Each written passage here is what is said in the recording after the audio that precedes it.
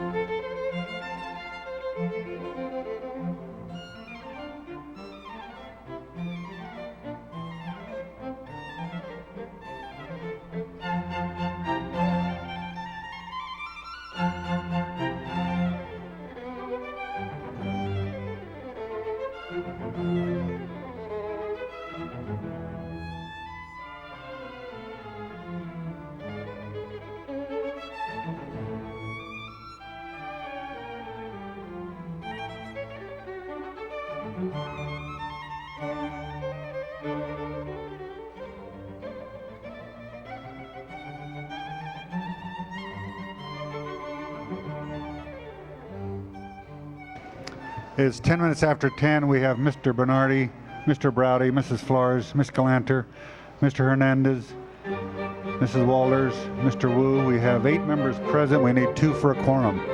Sergeant, would you go see if you can find 2 members?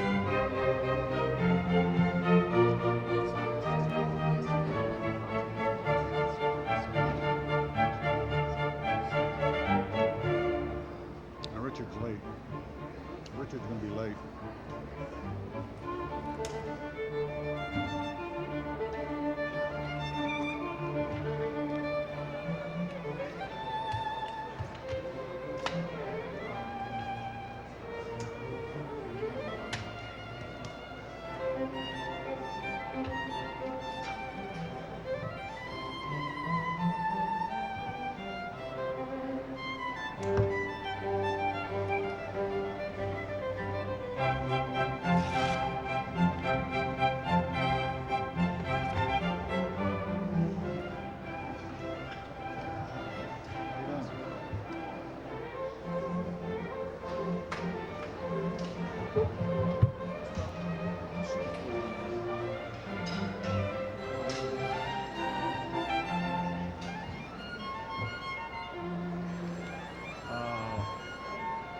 I don't know. We got some hearings on how long they take. I don't know. But,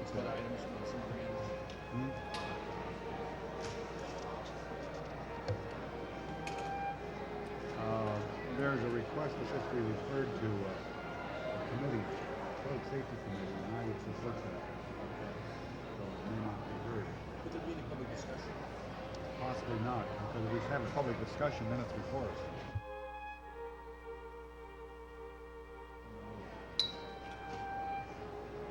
This would be introducing. Hernandez introduced it.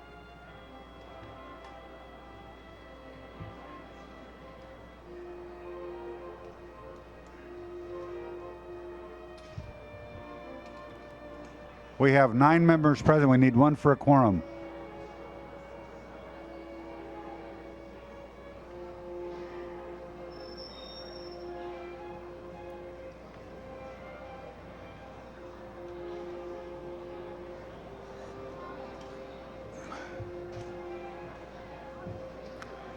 Mr. Burnson, Mr. Holden, Mrs. Pikus, Mr. Wax, and Mr. Yaroslawski, would you please come to the council chamber? At least one of you.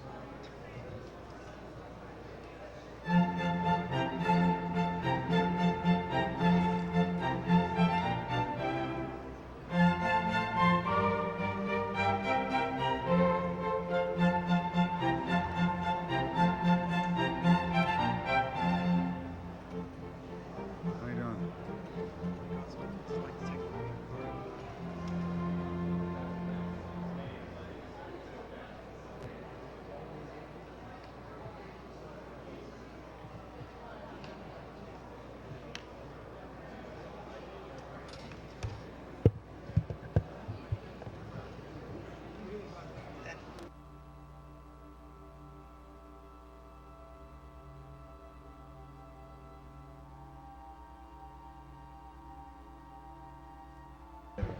Call the roll.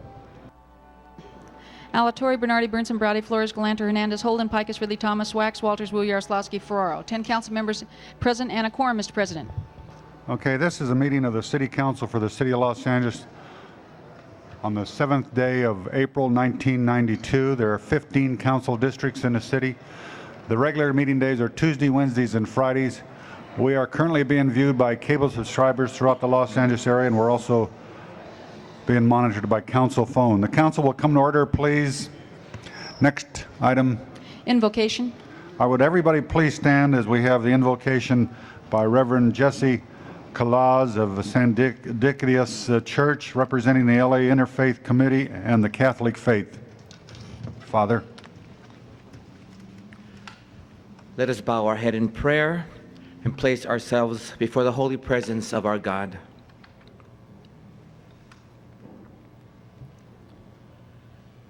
Today we gather at this council meeting to reflect on where we stand and who we are.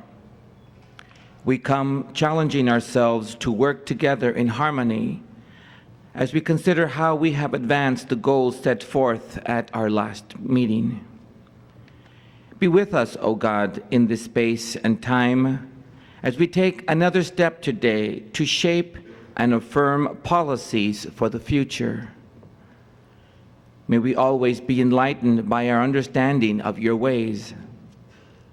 May we work in prayer and dialogue as we review where we've been and attempt to make the best decisions for the journey forward. In each step along our way, may we heal and refresh each other while clearing away the stones and obstacles which obstruct our path. May we listen openly and respectfully to each other's experiences, insights, and proposals for the future.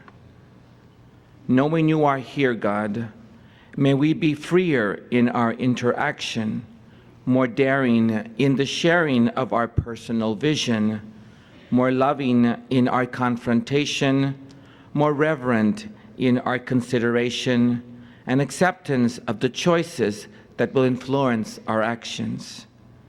Here in your presence, O God, we meet to order ourselves anew, to consider where we stand and who we are.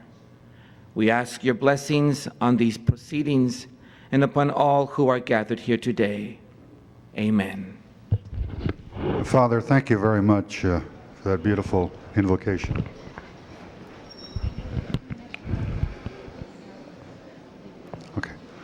Okay, the next item. Marvin, what about that? Approval of the minutes. Mr. Browdy moves, Mr. Wu seconds. There's no objections, unanimous vote. The next item. Commendatory resolutions for approval. If there's no objection, unanimous vote. Before we proceed, we do have a group of students from Hancock Park School. There are 60 of them from the 4th grade. They're accompanied by Kathy Smith and Carol Klein. Would they please stand, and all the students?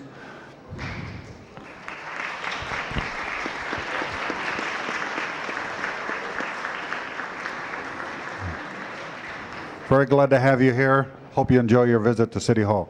Next item. This is Student Day in Government, individual introductions by each council district. Okay, we'll start with Mr. Bernardi. Do you? Please. We're very pleased and very proud to have two very fine young representatives of the total city and of the nation, actually. Monica Rodriguez is a 12th grader at San Fernando High School. She lives in Arleta. She is currently involved in student government, humanities program, site council, National Honor Society, the California Scholarship Federation, leadership activities, Humanities Leadership Council. Once a month, the student government group Monica is a member of, visits a convalescent home or works with children at one of the nearby elementary schools. After graduation, Monica plans on attending Occidental College and earning a degree in political science. She is also the student body president of San Fernando High School. I'm proud and pleased to present to you the co-council person, the 7th District, Monica Rodriguez.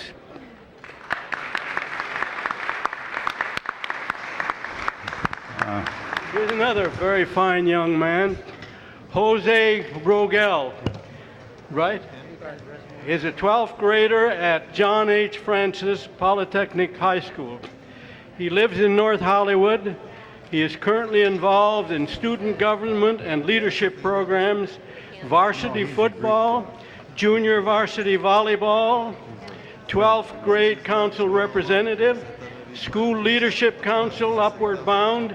He has been placed on the principal's honor roll and won the award for the best all-around 10th grade student and was nominated for the best all-around 11th grade student.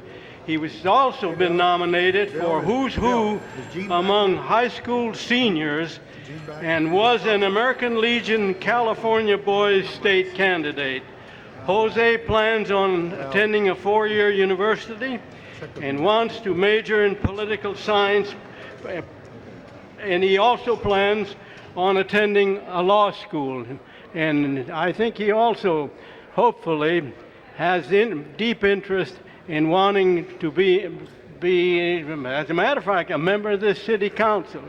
And we would be very pleased and honored to have him here. So Jose Rogel, the co-representative from the 7th District.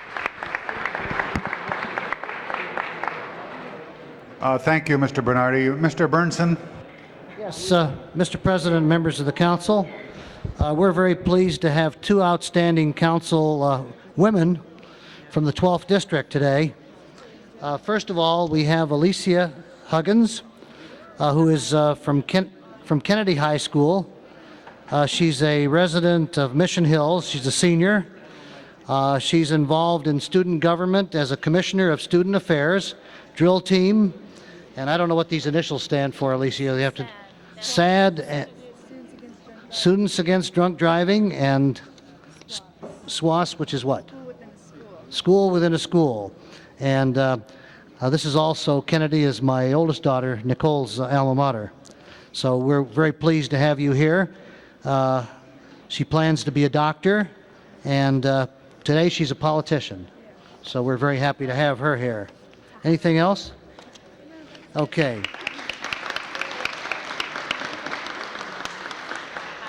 Okay, we also have Tahira Hoke, who is Monroe High. She's a resident of North Hills and a senior, and she's also the student body president. Is that correct, at Monroe High School? And what else? A member of the College Scholarship Federation. Member of the College Scholarship Federation. Black Student Union President. Black Student Union President. Knights and Ladies Senior Honor Society. Knights and Ladies Senior Honor Society, and a lot of other things. It says, I've been engaged in numerous extracurricular activities. Well, we'll leave that one alone. Okay, we're very pleased to have both of you young women here today and acting and representing our 12th district. Thank you.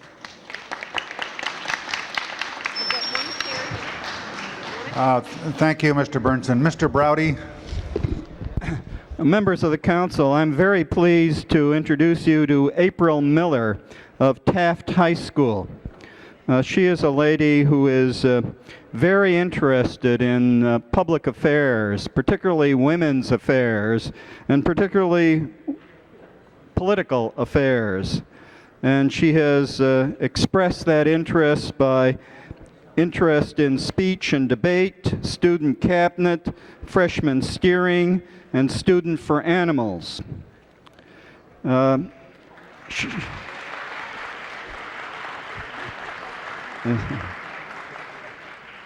She is also very active in the National Organization of Women, and her family is very interested in pursuing women's history. And her mother is, her stepmother is, she writes, is seriously planning on running for President of the United States. So she is a very ambitious lady and comes from a very ambitious family, and we welcome you here. Thank you, Mr. Browdy. Mrs. Flores. Members of the council, I'm very pleased to introduce to you this morning Eric Thomas, who is a senior at Narbonne High School. And I'm very impressed with the few things that I've learned about Eric this morning. In asking what he really wants to do with his future, his number one choice is business, and his second choice is government, and then education and law. And I believe that he will have the ability to attain any one of those career successes, and I know that by looking at the curriculum that he is carrying. I want to tell you about it. He's taking Japanese, French, advanced placement English, physics, and math analysis, and he's also a member of the crew for the yearbook. Eric is very interested and involved in school-based management, and I guess the thing that occupies most of his time and attention is the Key Club. He was part of an effort to raise $2,000 for Key Club activities this past year, and he tells me that somehow all of this just gravitates to him, and I'm sure it's because he's willing, he's hardworking, and he's successful in those things that he puts his attention to. So Eric, we want to welcome you as the representative of the 15th District today, and wish you much success in whatever road you go down in the future.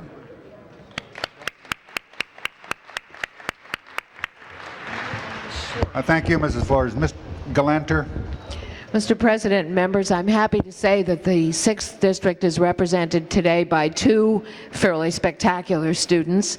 We have Haven McLeod from Westchester High School. He is a senior there. He's also known as Tiger from his days on the football team, John Watch Out.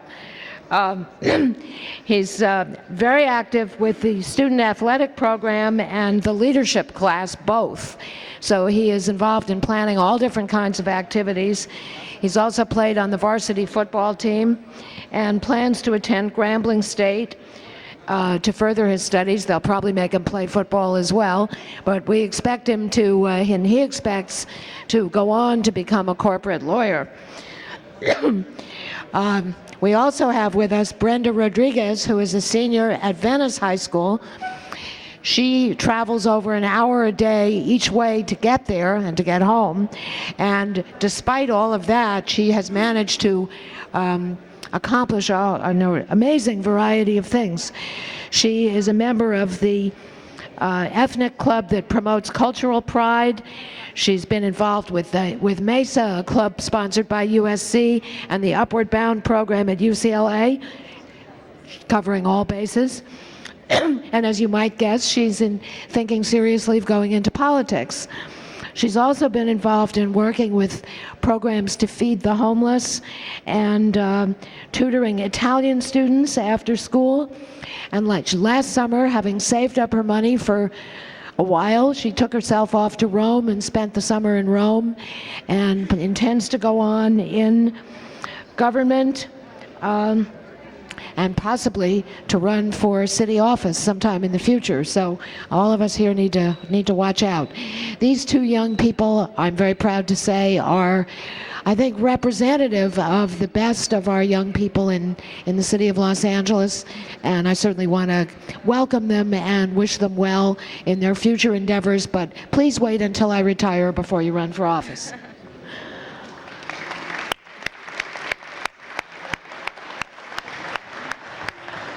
Thank you, Ms. Galanter. Mr. Alatorre. Mr. President and members, I too have a student that is here today, a young woman from Roosevelt High School, which is Hal Bernson's alma mater. She is planning to attend Yale University when she graduates from Roosevelt High School. She's active in civic affairs. She's active on her campus, not only as a student leader, not only as a recipient of the California California Scholarship Federation member, but many, many other organizations. And it's with a great deal of pleasure that I present to you the student here today for Awareness Day in Government is Luz Patricia Gomez. Luz, congratulations. Thank you, Mr. Alatorre. Mrs. Pikus.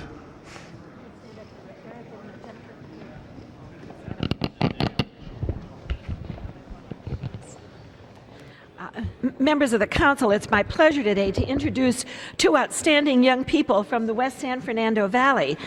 First, Jennifer Morgan, who's a 12th grader at El Camino High School in Woodland Hills. She is the student body president. She's the senior class president. She served as the freshman class president. She's been on the sophomore, junior, and senior steering committees. She's a member of the senior cabinet, student council. She's the blood drive coordinator, the director of welfare and safety, and student body historian.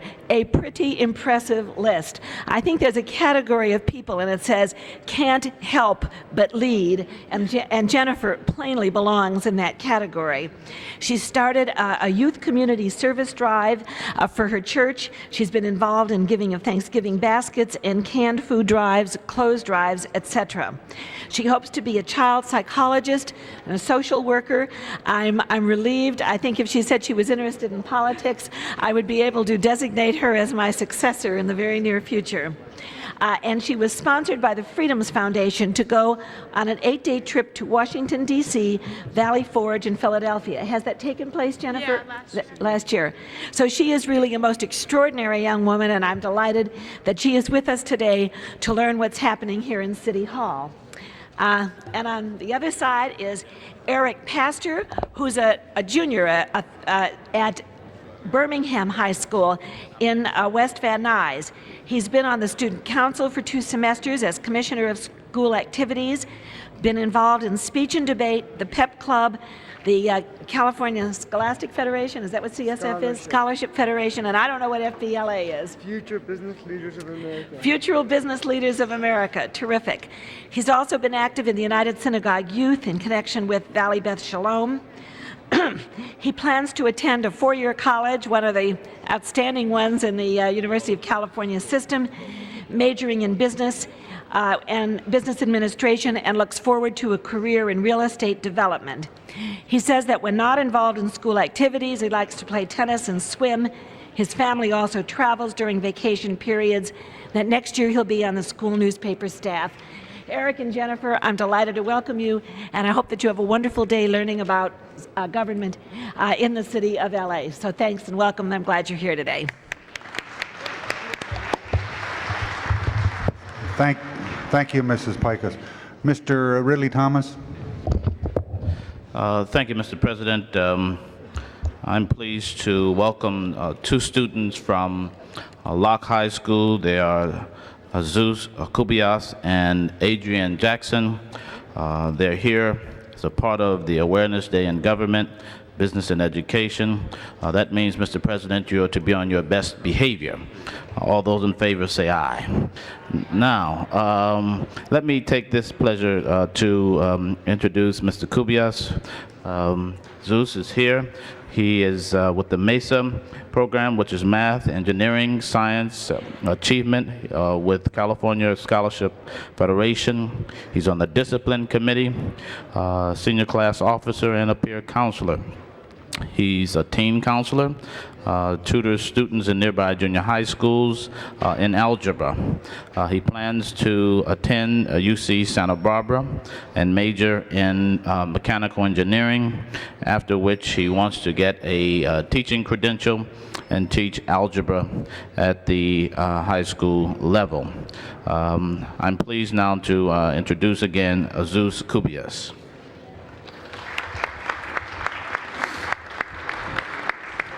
I'm equally pleased to introduce Adrian Jackson, who is also a member of the California Scholarship Federation, a basketball player, a baseball player, and a college career counselor, as well as a peer tutor.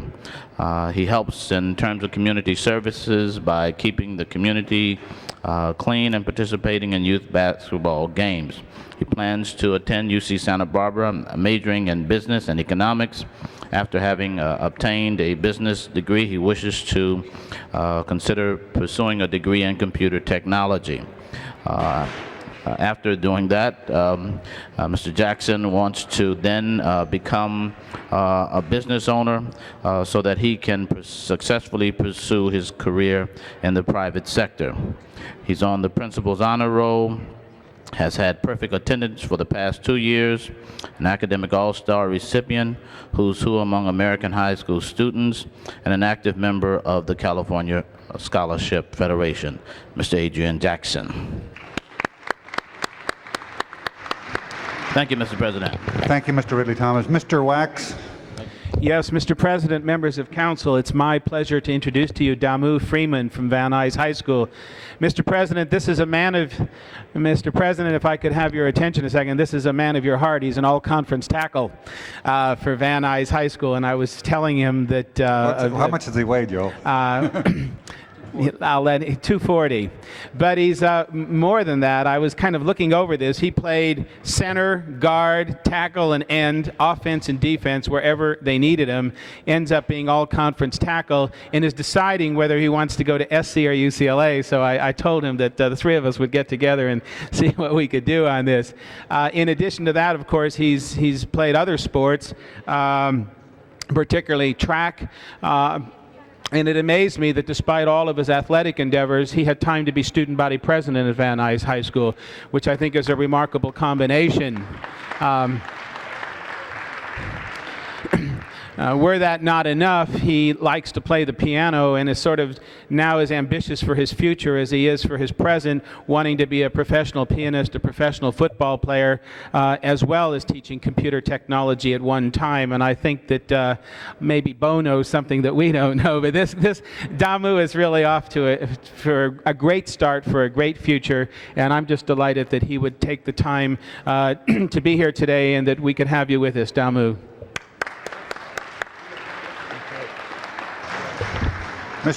Thank you, Mr. Wax. Looks like good Trojan material. Mrs. Walters. Thank you, Mr. President. I have the honor of having 3 students from the 3 high schools in the 9th Council District. Rosa Chavarria, who is from Thomas Jefferson High School. Rosa is the student body president. She's part of the leadership class for this year, attended the leadership conference. She's also been a part of the Close-Up Foundation in Washington, D.C. She's very active in the community. She has plans to attend either UC Santa Barbara or Mount St. Mary's next year, plans to major in history, and would like to get involved in politics after college.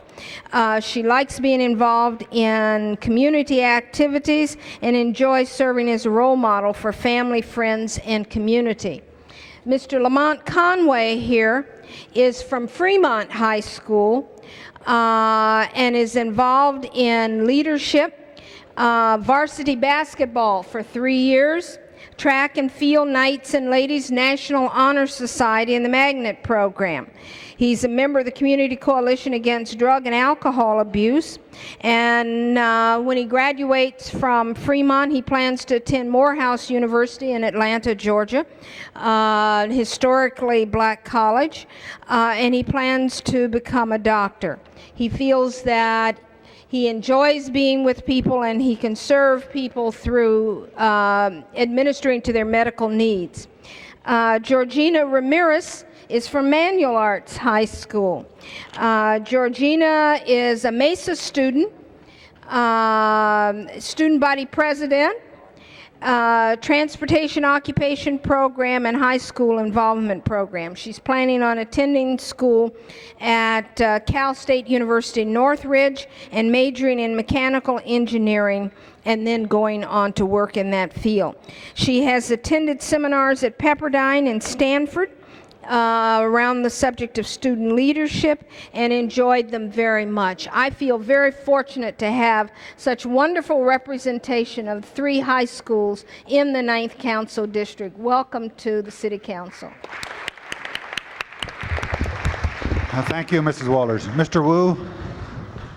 Thank you. Mr. President, members of the council, I'd like to introduce you to Caro Villalobos from Hollywood High School. Carlos? Carlos is a junior at Hollywood High School. He's been a member of the leadership class for 2 years. He is active in track and field. He was selected as a representative to Boise State. He is a member of the School Improvement Council. He is a junior council president. His goal is to go to Humboldt State University and major in political science. Perhaps we'll see him here someday as a member of the City Council. Carlos also told me, Mr. President, that he is a member of the committee at Hollywood High School, which is establishing the policy for distributing condoms to the student body. So, Mr. President, times have changed, but I think that we're ready to change with them. And so I'm very honored to introduce Carlos Villalobos from Hollywood High School. Thank you, Mr. Wu. Mr. Yaroslavsky. Mr. Yaroslavsky. Mr. President, we have 4 from the 5th District. I'm very pleased to have all 4 because they're all fine people. I'd like to introduce, first of all, from my alma mater, from Fairfax High School, Gina Suing, who is right back here. And Gina is a student, a senior at Fairfax High School. She's been accepted to UCLA. It's a great honor to be accepted to UCLA. And we'll have, Lord willing, you'll be playing tackle and she'll be in the economics department, and it'll be a good match over there. Let me have a talk with you too before the day is out. Gina is a student of my old English teacher, Mr. George Schoenman, who apparently lets his students know some of the mischief that I used to make around there when I was a student of his. And she wants to be a lawyer or an accountant. As I say, she's been accepted to UCLA and is a member of the student council. Gina Suing.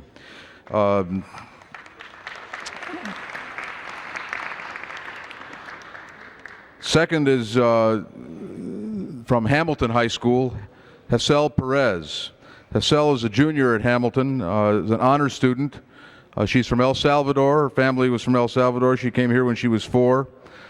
She wants to go to Georgetown or George Washington University. She's set her sights on 2 very fine universities in a fine city, and wants to major in political science or international relations and go to work either in our government or for the United Nations. And I think, judging from where she stands now, she's got a good shot at making it. And it was a pleasure to have you here with us from Hamilton High School, Hessel Perez.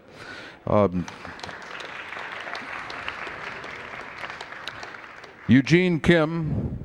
Eugene is standing here next to me now. Eugene is also a student at Hamilton, a senior, the student body president at Hamilton High School, editor of the school paper. He says he's got no specific plans for college. I asked him where he was going to go to college. He hasn't made up his mind, but he's been accepted to UC Santa Cruz, UC Santa Barbara, and UC San Diego. So he's not going to have much of a difficulty getting accepted. It's only going to be a question of deciding where to go. A very outstanding student, and wants to be professionally a jazz pianist. So, and Hamilton High School will train you for that at the wonderful Music Academy over there. So it's good to have you with us, Eugene Kim.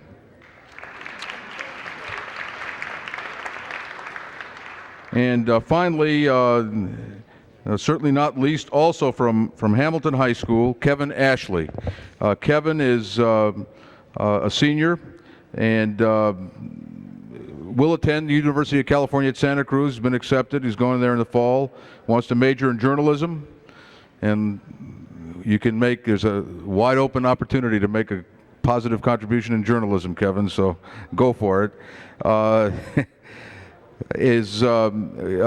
Kevin is originally from Jamaica and came here with his family and has been going to Hamilton High School for the last 2.5 years. He's on the varsity basketball team and he's on the varsity volleyball team. And in the great tradition of a great high school, you're making a great contribution. Eugene Ashley, members of the Kevin Ashley, excuse me. I'll get this straight.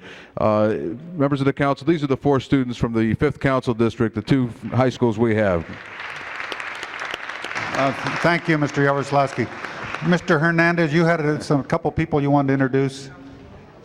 Well, you know, Mr. President, the students I was going to have were absent today, but I did bring a student with me from my daughter's school. He's here in the audience, and I thought I'd introduce him because as I dropped her off, he needed a ride to City Hall. And he's right now working with someone in the personnel department. But I'd like Howard Perez to please stand from the Wilson Magnet School and Administrative Services. So I know he's going to be doing my committee work in the personnel department, and I was able to bring him in, and hopefully I'll be able to take him home and find out what's going on. And I also wanted to announce to everybody that Monica Rodriguez, who's one person who says she's going to Oxy, my alma mater, I grew up with her father. And we played football together at the high school team, and I'm glad Monica's here today and wanting to go to Oxy and be a political science major. Again, thank you. Thank you. Mrs. Pikus. Mr. President, let me introduce Bertha Gill, who is sitting in Mr. Holden's seat. Well, I think Mr. Holden's on his way up. Okay. So, we have some other introductions, so if you go ahead and do it. Okay. He should be punished for coming in late. He's walking in right now. So why don't we do another one and let him familiarize himself with this, and then, okay. You do the other ones, and you can sit back down and we'll do it. Okay. I thought you weren't going to be here, Nate, and so I was going to take care of that. So here's the material. Mr. Holden.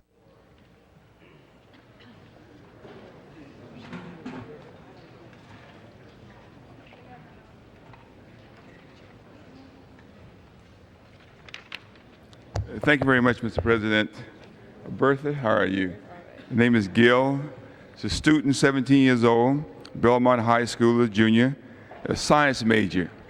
Now, I want you to know that the smartest engineers, mathematicians, and physicists in that field of science are the women. I got to tell you that. I've seen those men try to compete with them from time to time in the aerospace industry, and they were no match at all. So you can go all the way to the top. And she plans to attend USC Davis, plans to become a cardiologist also, fantastic, take care of my heart, and plans to attend USC Medical School. We'll help you do all those nice things. Hobbies are swimming, sports, student council, 1 year per counselor. So I just got to tell you that I'm glad that you're my council person of the day. You can be the council person of the year. You do a much better job than some of these other 14 guys around here. Thank you very much.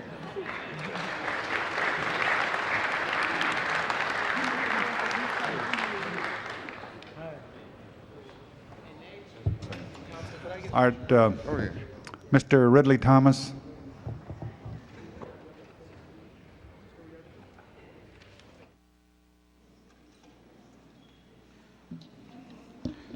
Thank you, Mr. President and members of the council.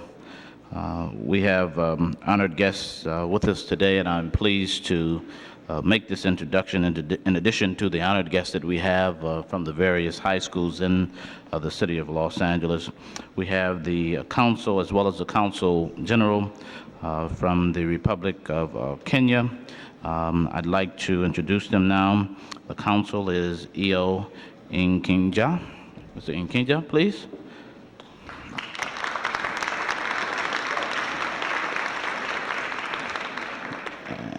And the newly appointed Consul General of Kenya is the Honorable Johnson Karanja, and he would like to have brief words with us to bring greetings from his homeland and to make expressions of the activity that is represented by his presence here today in terms of relations with the United States of America.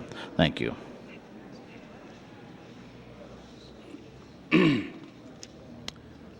Mr. President, members of the Council, ladies and gentlemen,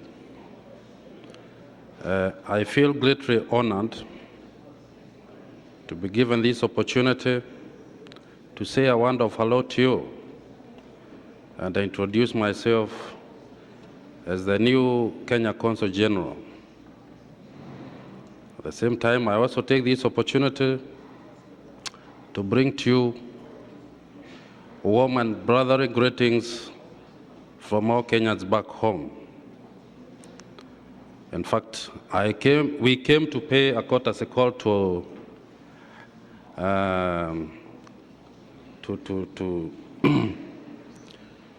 the mayor, and we were granted this opportunity to come and say hello to you.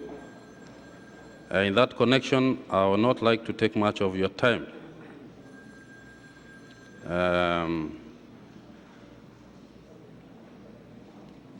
In fact, although I've been here for a very short time, I have learned that there has been a lot of cooperation and very fruitful working relationship between this office and our consulate. May I take this opportunity to assure you that I'll do everything possible to strengthen this relationship. Finally, may I also take this opportunity to introduce my consul, Mr. Nyakenya, who is in charge of consular affairs in the consulate. Mr. President, members of this council, ladies and gentlemen, thank you very much indeed, and I look forward to working very closely with you. In case of any queries, please feel free to contact us. Thank you. Thank you. Thank you, Consul General. Now, I know we have some staff that have students. Mr. McCarley.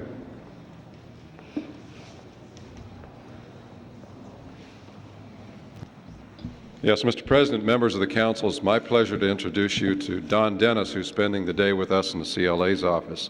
Don is a junior at James Monroe. He's very active in student government. He's a member of the Student Council. He's active in athletics, wrestling, and football. He's the winner of the Young Entrepreneurs Award for last year. He has a cookie business, and he told me he sold out his inventory this year. Don plans to attend college and after that go to Bolt Law School, where he's interested in patent law, he tells me. He's on the Dean's Honor List, and we're very proud to have him in the CLA's office, and we'll try not to teach him too many bad habits today. So, Don, it's a pleasure to have you here.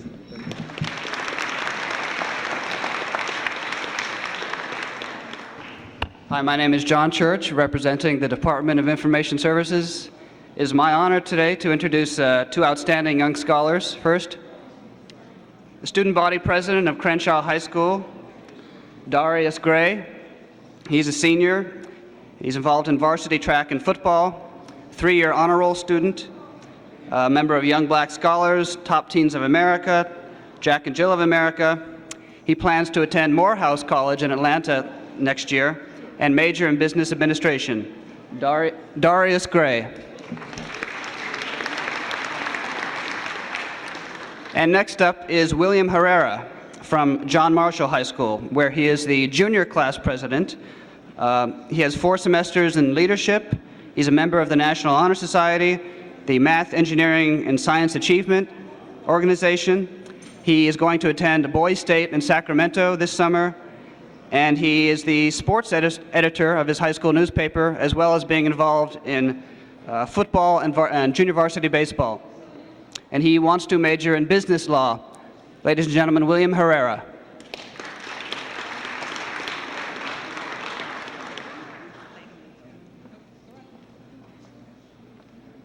Mr. President, members of the council, I'm Bill Eagleson from the Personnel Department. I have with me Howard Perez. Howard's going to Wilson School of Administration and Justice. He's a member of the Mesa Club. We've been talking for some time about getting his first car and the cost of that and the cost of insurance. He wants to get into law. He wants to get into real estate if possible. He'd hoped to attend UCLA. We're proud to have him with us in the Personnel Department. We're going to make his day memorable and meaningful. Howard Perez.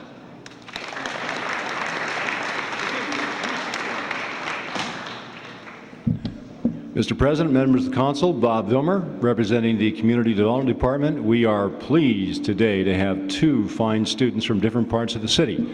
The first and to my left is Miss Elva Cortez from Banning High in Wilmington. Elva has been substantially involved in student government for some time. She is the present Associated Student Body Vice President. She is the journalism's editorial editor. She is the yearbook editor. She has a hobby of photography.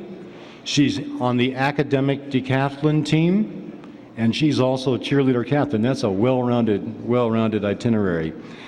She intends to go to a 4-year university and major in political science and minor in business, and we're just delighted to have her today with us. Elva.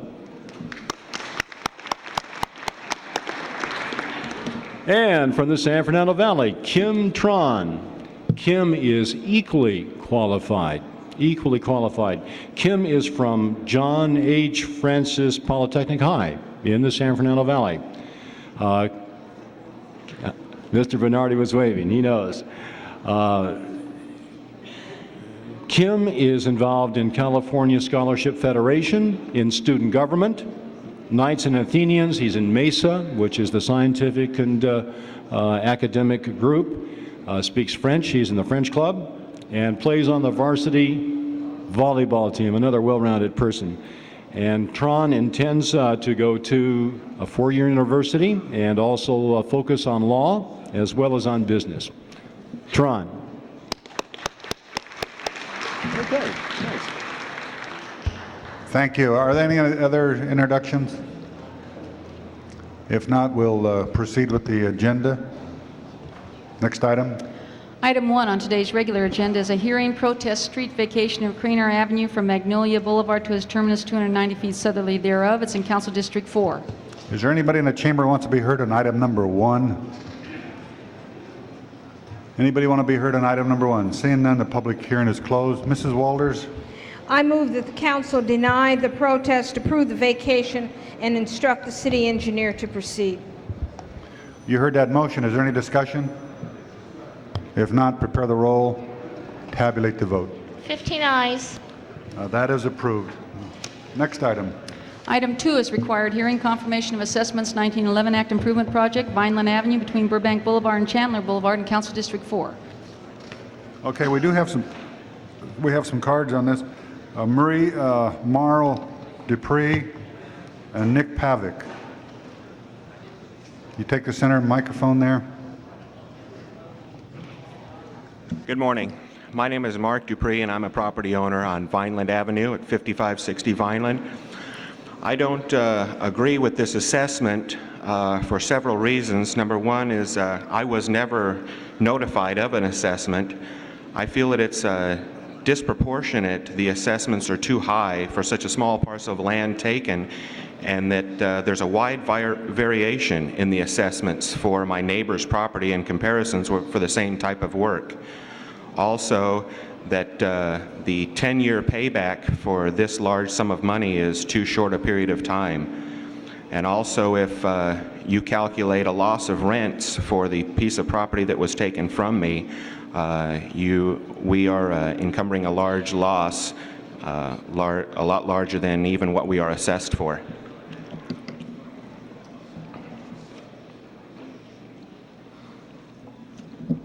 That's basically my protest. Fine, thank you. Nick Pavic? He just went out to use the restroom. He'll be right back. All right. Anyone else want to be heard? Why don't we just lay this on the desk for a little bit until he gets back, and so he'll give an opportunity to speak. Next item. Item 3 is required hearing, Arts, Health, and Humanities Committee report recommending revisions to the LA Public Library schedule of fines, fees, and charges. Item number 3. Is there anybody who wants to be heard on item number 3? Seeing none, the public hearing is closed. Any discussion on this item? If not, prepare the roll and tabulate the vote. 15 ayes. That is approved. Next item. Item 4 is a hearing, Planning and Land Use Management Committee report, mitigated negative declaration, resolution, and an ordinance, plan amendment and zone change involving property at 12100 Satakoy Street in the North Hollywood Community Plan Area, Council District 2. Is there anybody in the chamber who wants to be heard on item number 4?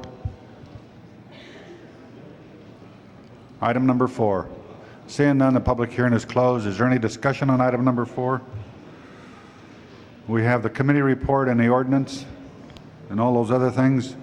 Prepare the roll. Tabulate the vote. 15 ayes. That is approved. Next item. On today's supplemental agenda, item 32 is a continued hearing, Planning and Land Use Management Committee report, mitigated negative declaration, and a zone change ordinance on a tract map appeal located at 11808 Riverside Drive, Council District 2. Item number 32. Anybody want to be heard on item 32? I think we do have some people here. Yes, I do.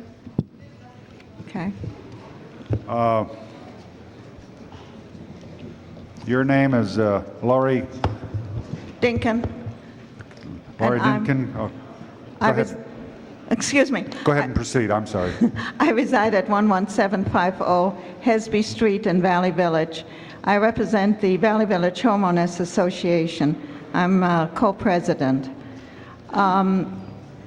Members of the City Council, first, it should be pointed out that the Valley Village Homeowners Association has consistently discouraged the proliferation of high-density multiple dwellings in our small, highly residential, upscale area. The community plan calls for low-medium residential designation with an RD 1.5 zone, which is consistent with the plan. The rear part of this property is also planned for low-medium residential property. Basically, the plan calls for consistency in the zoning. Inasmuch as this proposed project has already been designated for 14 townhouse condominiums with a floor space of approximately 2,000 square feet per unit, we feel that this project would be a good transitional buffer between the 100-unit apartment building to the west and the single-family dwellings to the east and south.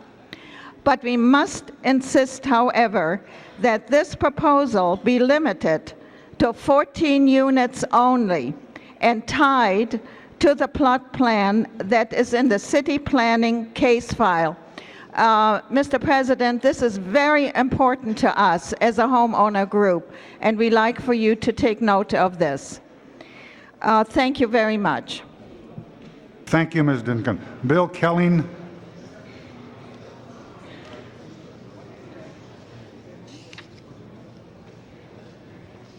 Hello. Do you need my name? Go ahead and proceed. Okay. I've been against this project for about a year and a half, 2 years, and I went out and got a petition, and I got 175 signatures against the rezoning initially, and about 4 or 5 months ago, I got 77 testimonies against to agree with the appeal that I had to the commission. Basically, I've been trying to negotiate with them to make a better transition to the residents, because right next, the property goes 290 feet down a side street, which overlaps residential property by approximately almost 160 feet. The house across the street on a side street directly faces this project, and the entire project fronts on a side street, which is Morella. And all I was asking was for approximately a 25-foot setback closer to the residential homes.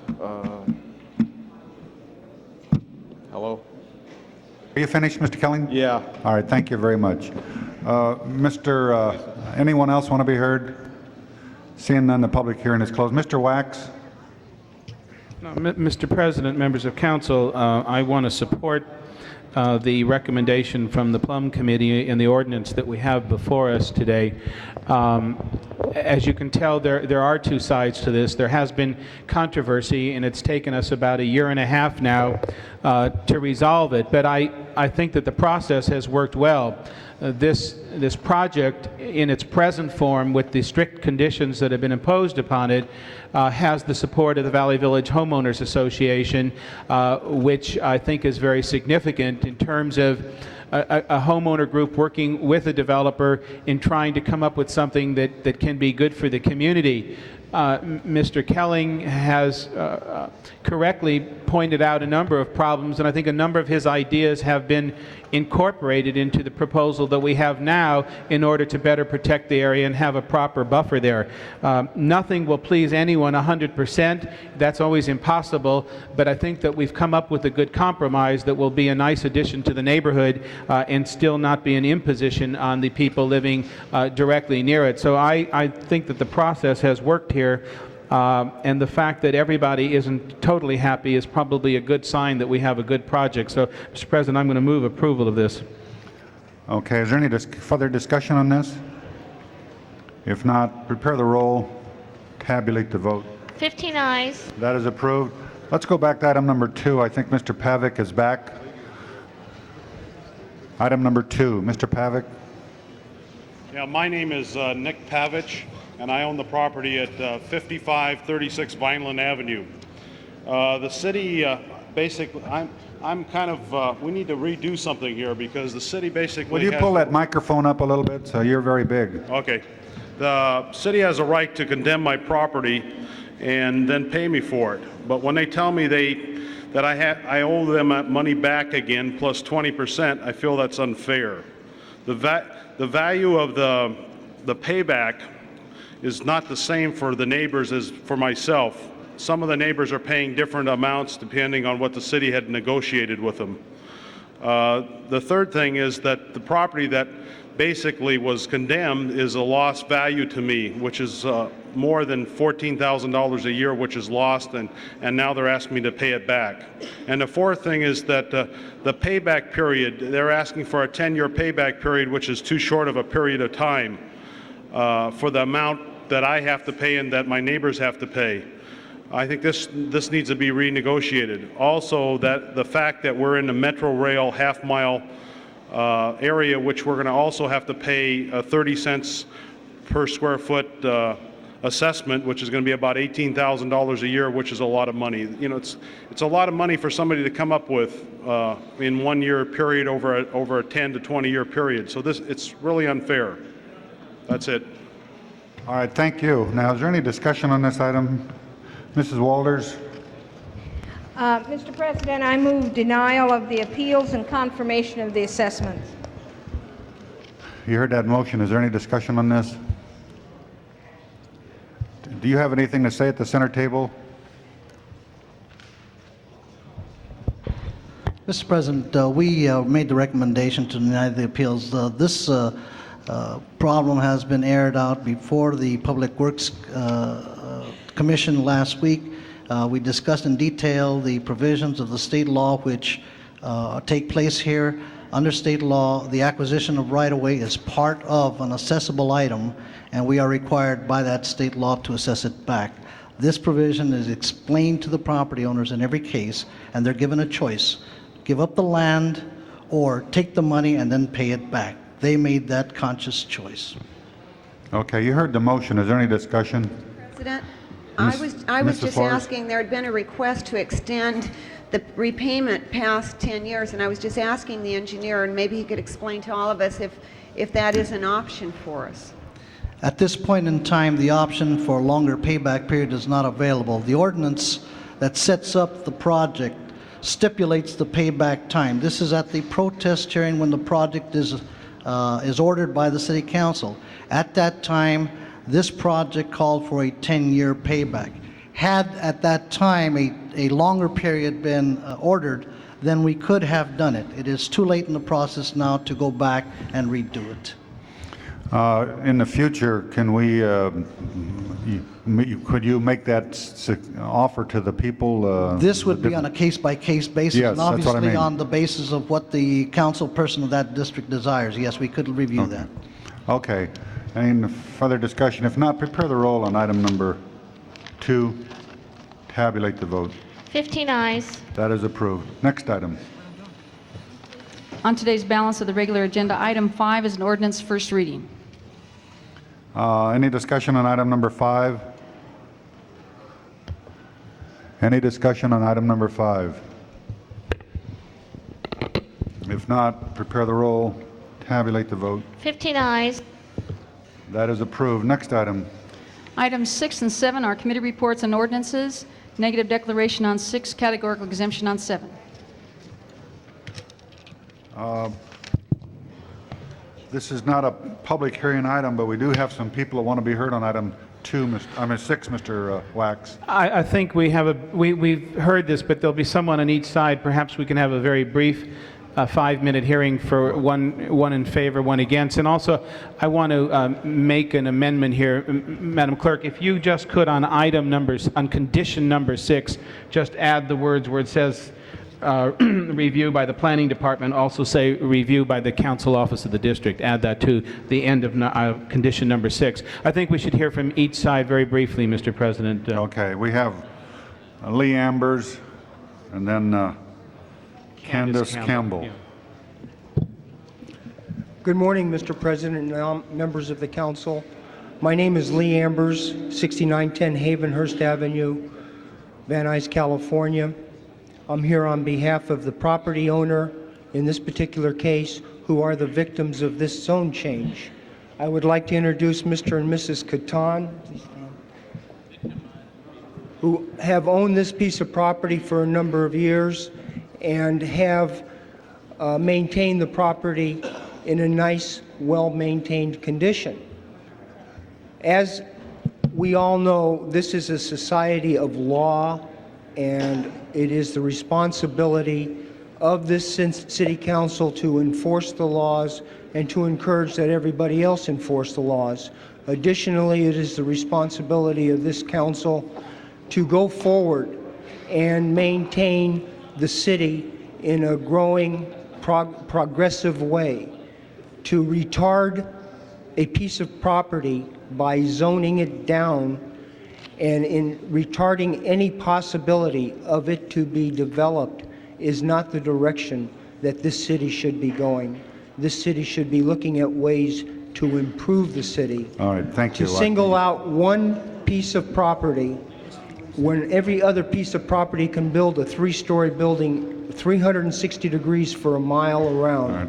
Thank you, And to Mr. single this Ambers. one We had a out. short public hearing, and you I exceeded only your... spoke for 2 minutes and we No, had 5. you spoke long. Candace Campbell.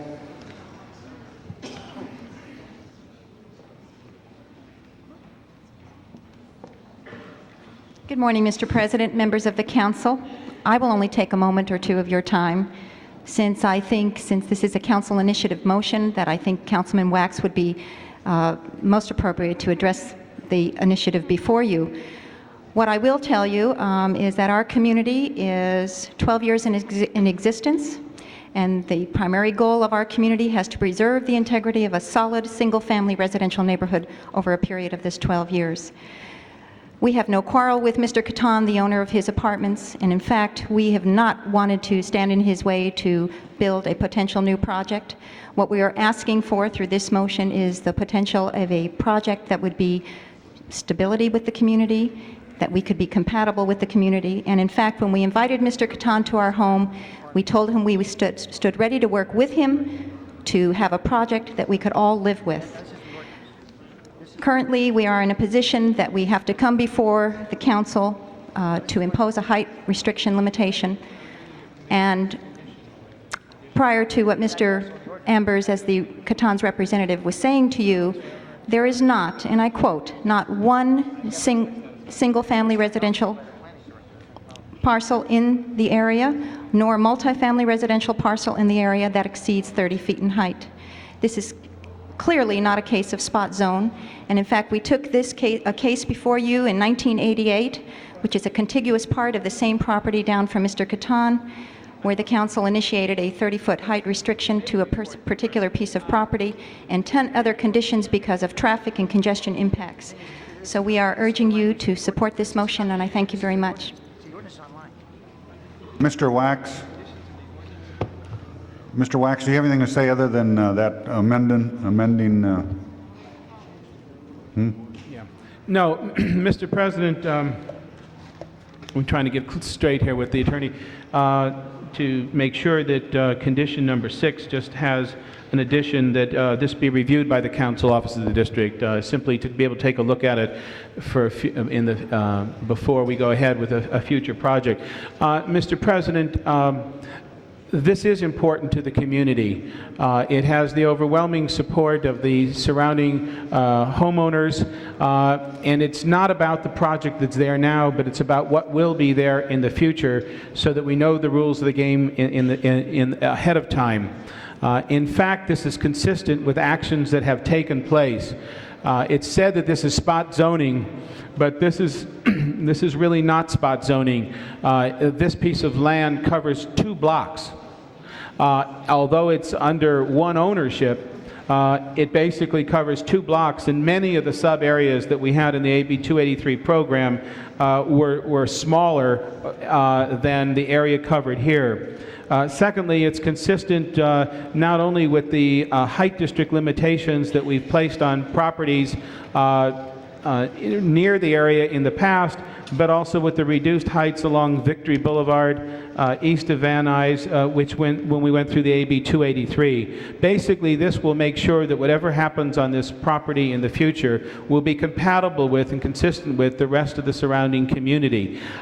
Basically, we're just placing limitations, primarily the height limitation, and I think that this is something that will make the community and the owner know that for the future, whatever would come on this property would have to be something that is consistent with the area surrounding it. The people in this area have worked very, very hard to maintain this community. They have their own homeowners association, and I probably haven't seen a group that has worked as hard and has had as much concern about every aspect of their community, not usually asking government to do everything, but willing to do it themselves to keep their community a good one. And the property owners have done a very, very good job with the project that they have now. What we're concerned about is what will be there in the future if they want to change this. And this will make sure that whatever is there in the future will be a good neighbor and will be compatible with the rest of the area. So with that small addition, Mr. President, I would move approval of both the committee report and then the ordinance as amended. Okay. Mr. President, do you want to hold that on the desk till the director comes down to sign off on the change? This is a change of ordinance, Mr. Wax. Yes, and it's we a have zone to change. apparently.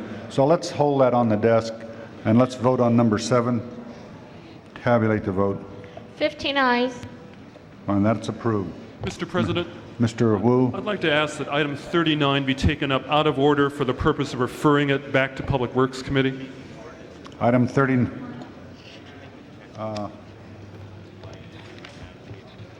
I believe that the persons who have put in cards would not object to referring it to committee. Is there any objections to referring 39 to committee? Is there any objection to considering that first? Seeing none, the matter is before us, and we'll refer it back to committee, and Public Works. the public hearing will be held there. If there's no objection, that'll be the order. Next item. Item 8 is continued REAP resolution to accept property at 4956 Centinela Avenue into the REAP program, Council District 6. Okay, we have Jim Marcinkus. Marcinkus, Marcinkus. M-A-R-C-I-N-K-U-S. Okay, your printing is something to be desired. Mr. President, I'm going to move to receive and file this since the work has already been done, and that may take care of your concerns. Correct. All right, if there's no objections, item number 8 will be received and filed. Thank you. That's the order. Thank you very You much. made a great speech. Next item. Items 9 through 12 are committee reports. Mitigated negative declaration on 12. 9 through 12. President. Are there any specials? 9. 9 is called special. Any other specials? 9 through 12. 9 through 12. If not, prepare the roll on 10, 11, and 12. Tabulate the vote. 15 eyes. Those are approved. Next item. Items 13 through 29 are Rule 16 motions, 10 votes to consider. Mr. Hernandez, you want to do on item 27? I'd like item 27 to go to Public Safety Committee. Okay. Okay, there's no objections. That'll be the order on that. Special on 25, please. Special on 25. Are there any other specials? 13 through 29. Are there any other specials? If not, prepare the roll on 13 through 29, except 25 and 27, which has already been acted on. Tabulate the vote. 15 eyes. What an improvement on that second district, members of the council. Did we go 25 pounds for special? Next item. Mr. President, now that you've already voted once on item 28, you need to take a second vote to approve the resolutions by the board that acted this morning. The first vote was to assert jurisdiction. Now you need a second vote to approve the resolutions. 28. Okay, 28. Is there any discussion on that? If not, prepare the roll. Tabulate the vote. 14 eyes, 1 no. That goes over 1 week? President, those are resolutions. Doesn't go over. No, those are resolutions. Oh, it's not an ordinance? Okay. No. Then they're approved and forthwith on that. Next item. Item 30 is a track map for approval. Item number 30. Anybody want to be heard on item 30? Seeing none, the public hearing is closed. Any discussion? If not, prepare the roll. Tabulate the vote. 14 eyes. That is approved. Next item. Item 31 is a closed session matter that's been continued from a previous meeting. Item, that will hold that on the desk. The city attorney has just requested that item 31 be continued for another week to the 14th of April. If there's no objections, that'll be the order. Next item. On the balance of the supplemental agenda, items 33 through 36 are committee reports. Are there any specials there? Any specials? If not, prepare the roll. Tabulate the vote. 14 eyes. Mr. President, what was that listing again? 33 through 36. Okay. Tabulate the vote. 14 eyes. That's approved. Next item. Item 37 is a joint report from the Planning and Land Use Management and Transportation Committees. Item 37. Any discussion on that? Special on that. Call it special. 37. Next item. Item 38 is continued Public Safety Committee report. It's also related to item 29. Okay, we'll call that special. We have people want to be heard on that. Next item. Next item. Items 40 and 41 are Rule 16 motions, 10 votes to consider. Any objection to considering those items? Yes. I'd like to just receive and file item 40, not consider it at all. 48 too? What about 48? That is the, That was the request for It was closed a session. request for an executive session to discuss pending litigation, and I don't think we need Okay, to is do there any it. objections to receiving and file? Seeing none, that'll be the order. Item 41. Item 41 is a very questionable item. Charles, prepare the roll, tabulate the vote. Excuse me, Mr. President. 14 eyes. Excuse me, Mr. President. They wanted 37 special. 37 is special, Mr. Okay. President. Next item. 41's on the desk. I thought we approved that. Didn't we approve that, 41? Okay, next item. Items 42 through 47 are track and parcel maps for approval. Anybody want to be heard on any of those 42 through 47?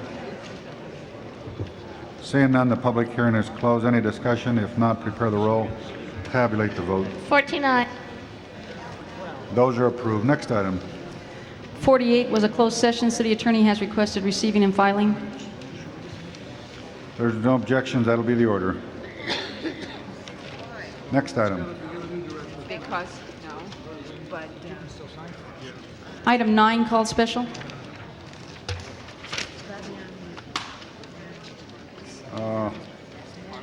Who called 9 special?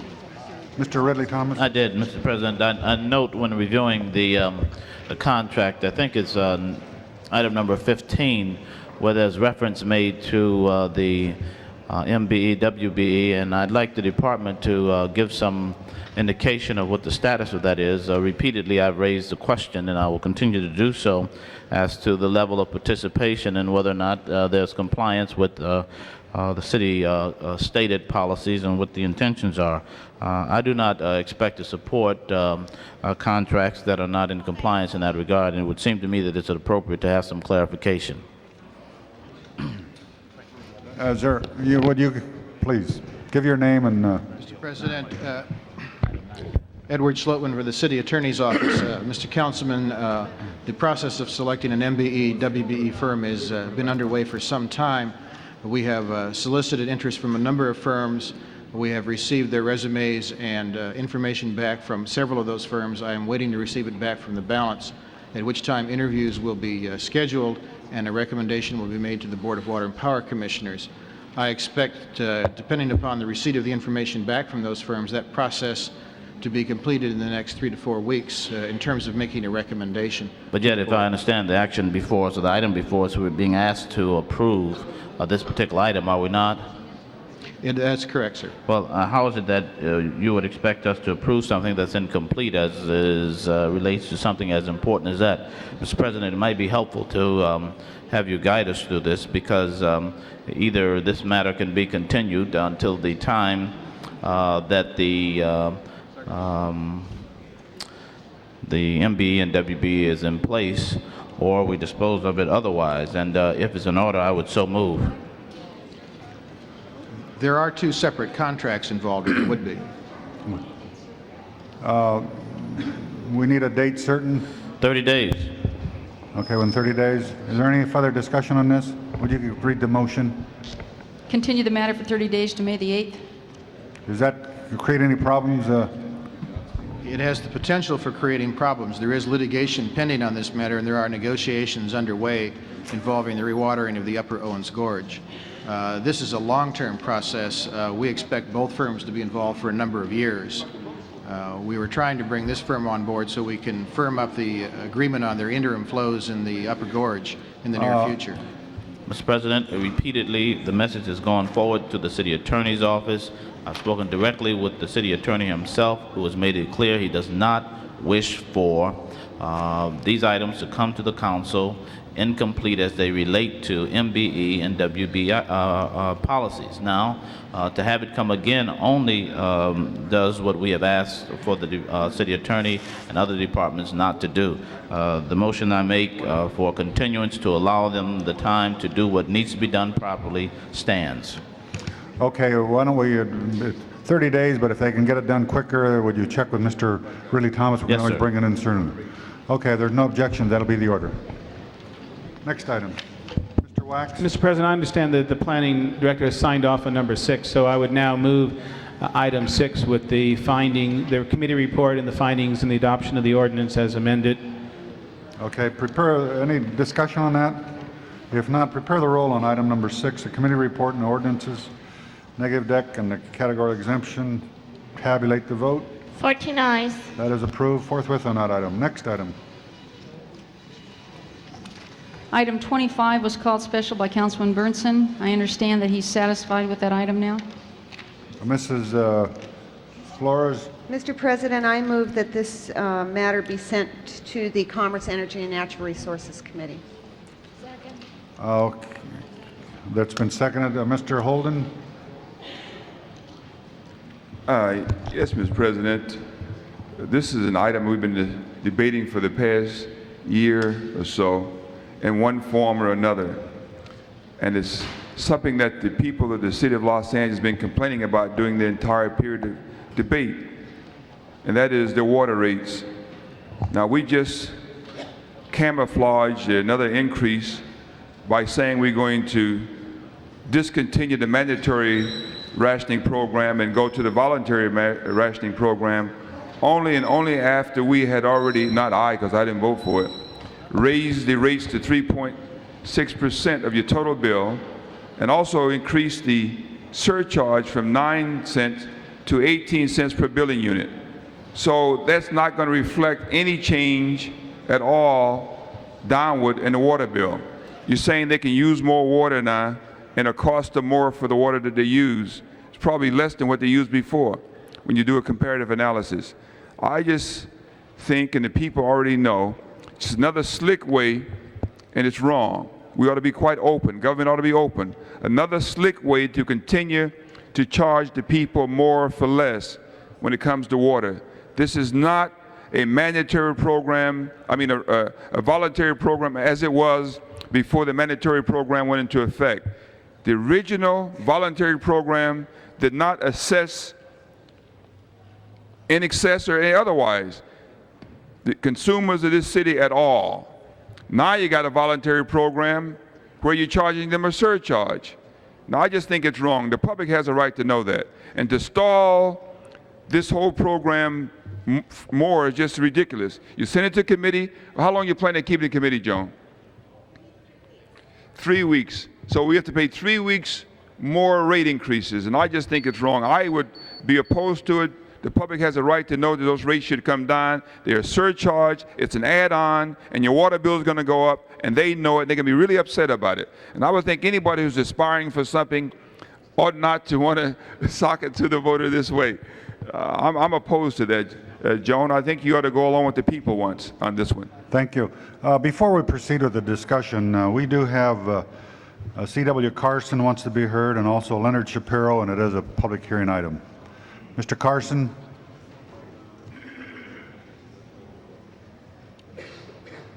Good morning. Bill Carson, 2333 Mariposa, Malibu. I have a great problem with the whole idea of the surcharge.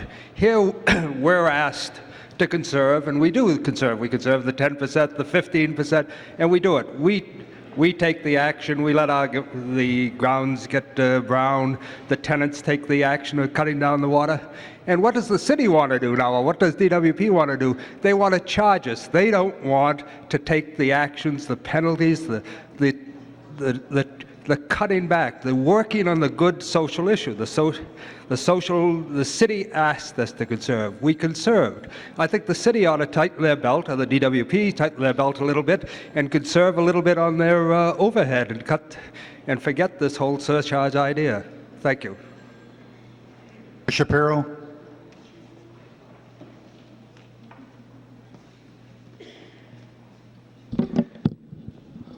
My name is Leonard Shapiro. I come from Granada Hills. On motion number 25, on relative to abolition of the water conservation surcharge, I go along with Nate on this. I think it definitely is time to stop this because there's too much kidding around going on here. People should understand what the real issues are and act on issues that are proposed before us. There is no more water shortage at the present time, and we don't need any mandatory rationing. We don't need any voluntary rationing right now, and we got to understand that this is the case. But we do have a problem in Los Angeles, and the problem is storage. There's only 207,000 acre-feet of storage in 4 reservoirs right now.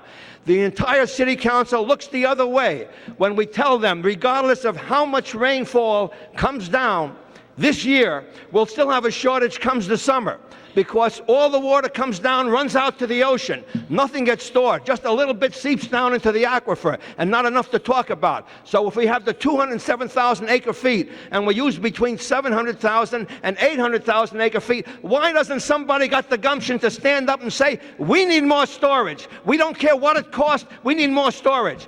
Your own officials in the Department of Water and Power are saying we're going to build something in Antelope Valley, but nobody talks about it. Nobody backs up your own officials in the Department of Water and Power. Gerald Giwi, he's the one who knows most of what's happening here, most of what's happening in all the places we get our water from, and he tells you forthright, you have to build more storage. 207,000 acre feet is not enough. You need at least a year's supply. You need 800,000 acre feet. The Metropolitan Water District is building a $1 million reservoir for their customers. Why can't the DWP build something for its own customers? I'm getting sick and tired of having 5 and 6 years of shortage and mandatory rationing when it's completely unnecessary. It's time that the City Council stood up and said, yes, we got to appropriate money to build more storage, and the quicker we do it, the better. Mr. President. Thank you. Don't encourage him. He'll be back.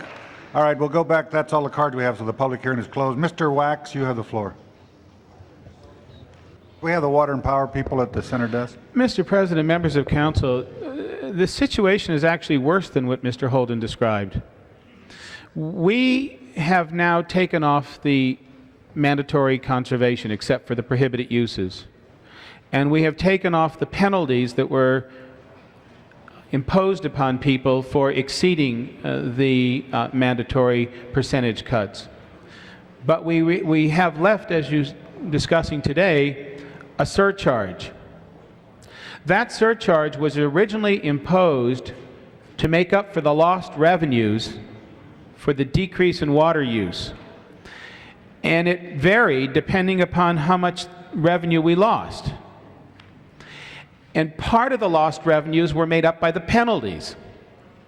Now that we've taken off the penalties, we will reduce the revenue by the amount of penalty, because there won't be any more penalties. But what will happen is that your surcharge will not only stay, Mr. Holden, it will actually increase to offset the lost revenues from the penalties. So basically, you are totally fooling people. You are basically saying you won't have to pay a penalty anymore, but what you're not telling them is we'll increase your surcharge to make up from the lost revenues we were getting from the penalties. So in the end, the department will still get its revenues, and the people who will think they're not paying any penalties will pay them through a surcharge that is increased. Now, that to me is deceitful. And that goes to the heart of the issue that I argued about some time ago in this council as to people not knowing what they're paying for. And I think Mrs. Galanter's point to me was, well, we did it. You know, we shouldn't complain because we're the ones that passed it. Well, what we're doing now is saying, you know, it may not have been pointed out to us the full implications of what we were doing before, but it's here now. And now you have to face whether or not you want to keep a surcharge which in fact makes up for the penalties and in fact becomes a penalty, even though you've just told the people you're taking the penalties off. I don't want to do that. I would rather face the rates straight out and say how much we have, how much the rates are, and how much you use, and let people decide how much they're willing to pay for and what they want to use. But to do it indirectly is the wrong way. So this surcharge either has to be removed or at minimum has to be changed so that it doesn't get adjusted upward for lost revenues that would have come from penalties. Okay, Mr. Wax. Thank you. Ms. Galanter, I think there's a motion to refer it to committee. Is that correct? Yes. Okay. The problem with Mr. Wax's logic is that if you're going to eliminate the surcharge and tell people exactly what the rate is, you're going to have to raise the rate to a level that you have not been willing to vote for, because if the department can't deliver the water, because the system falls apart, it won't matter how much it rained, it won't matter how much water is in Mono Lake or the Sierra Snowpack. It'll stay wherever it is, and it won't get to where the people who need the water need the water.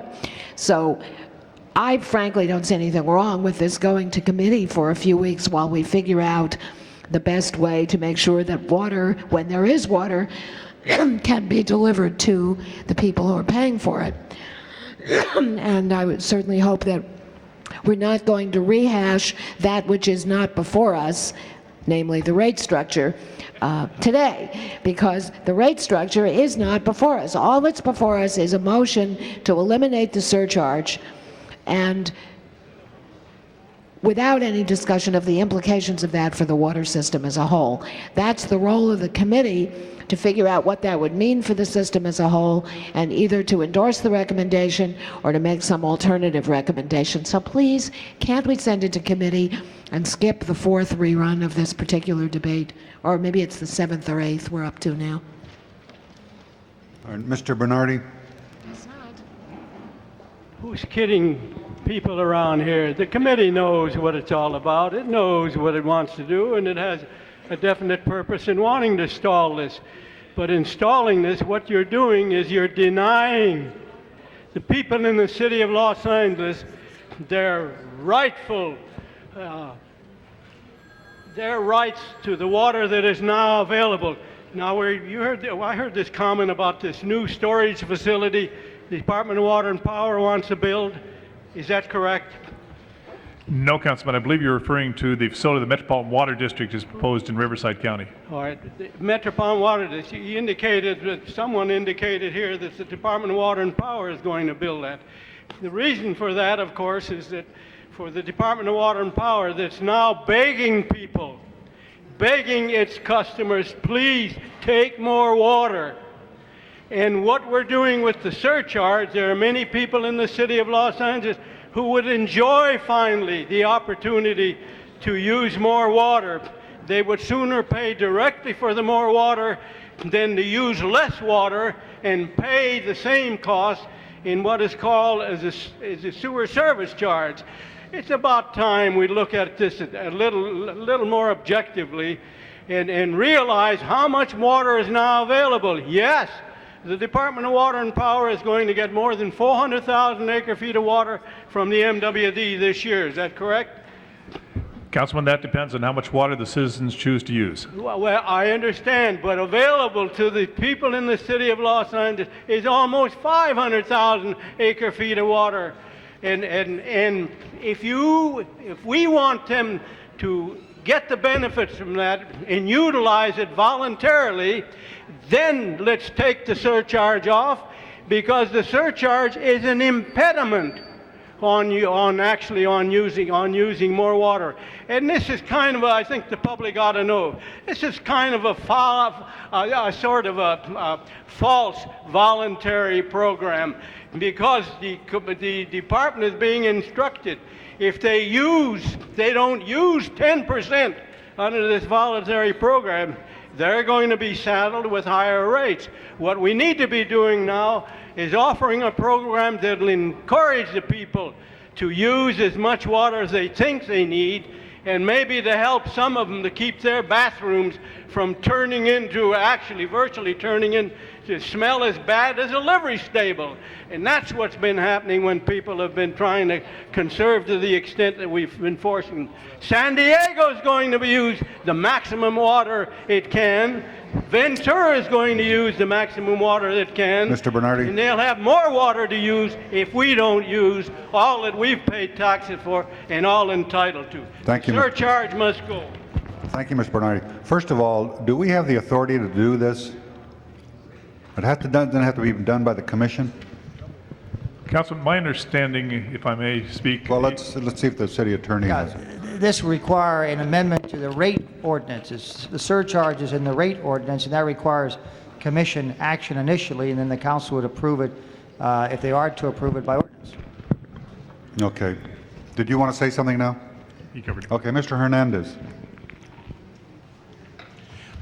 Yes, Mr. President, members of the council. Again, this is a very complicated issue we've been talking about, and I've been trying to learn as much as I can about the rate structure as possible. But there is a misrepresentation that I do feel it's important we clear up.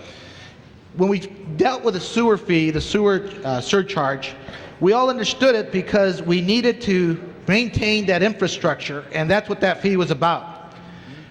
Now, that separation does not exist in the water rate, but 81% of the water rate that we're paying is for the delivery system. It is for that infrastructure. So what we're really talking about is 19% of that total cost per billing unit is actually for water.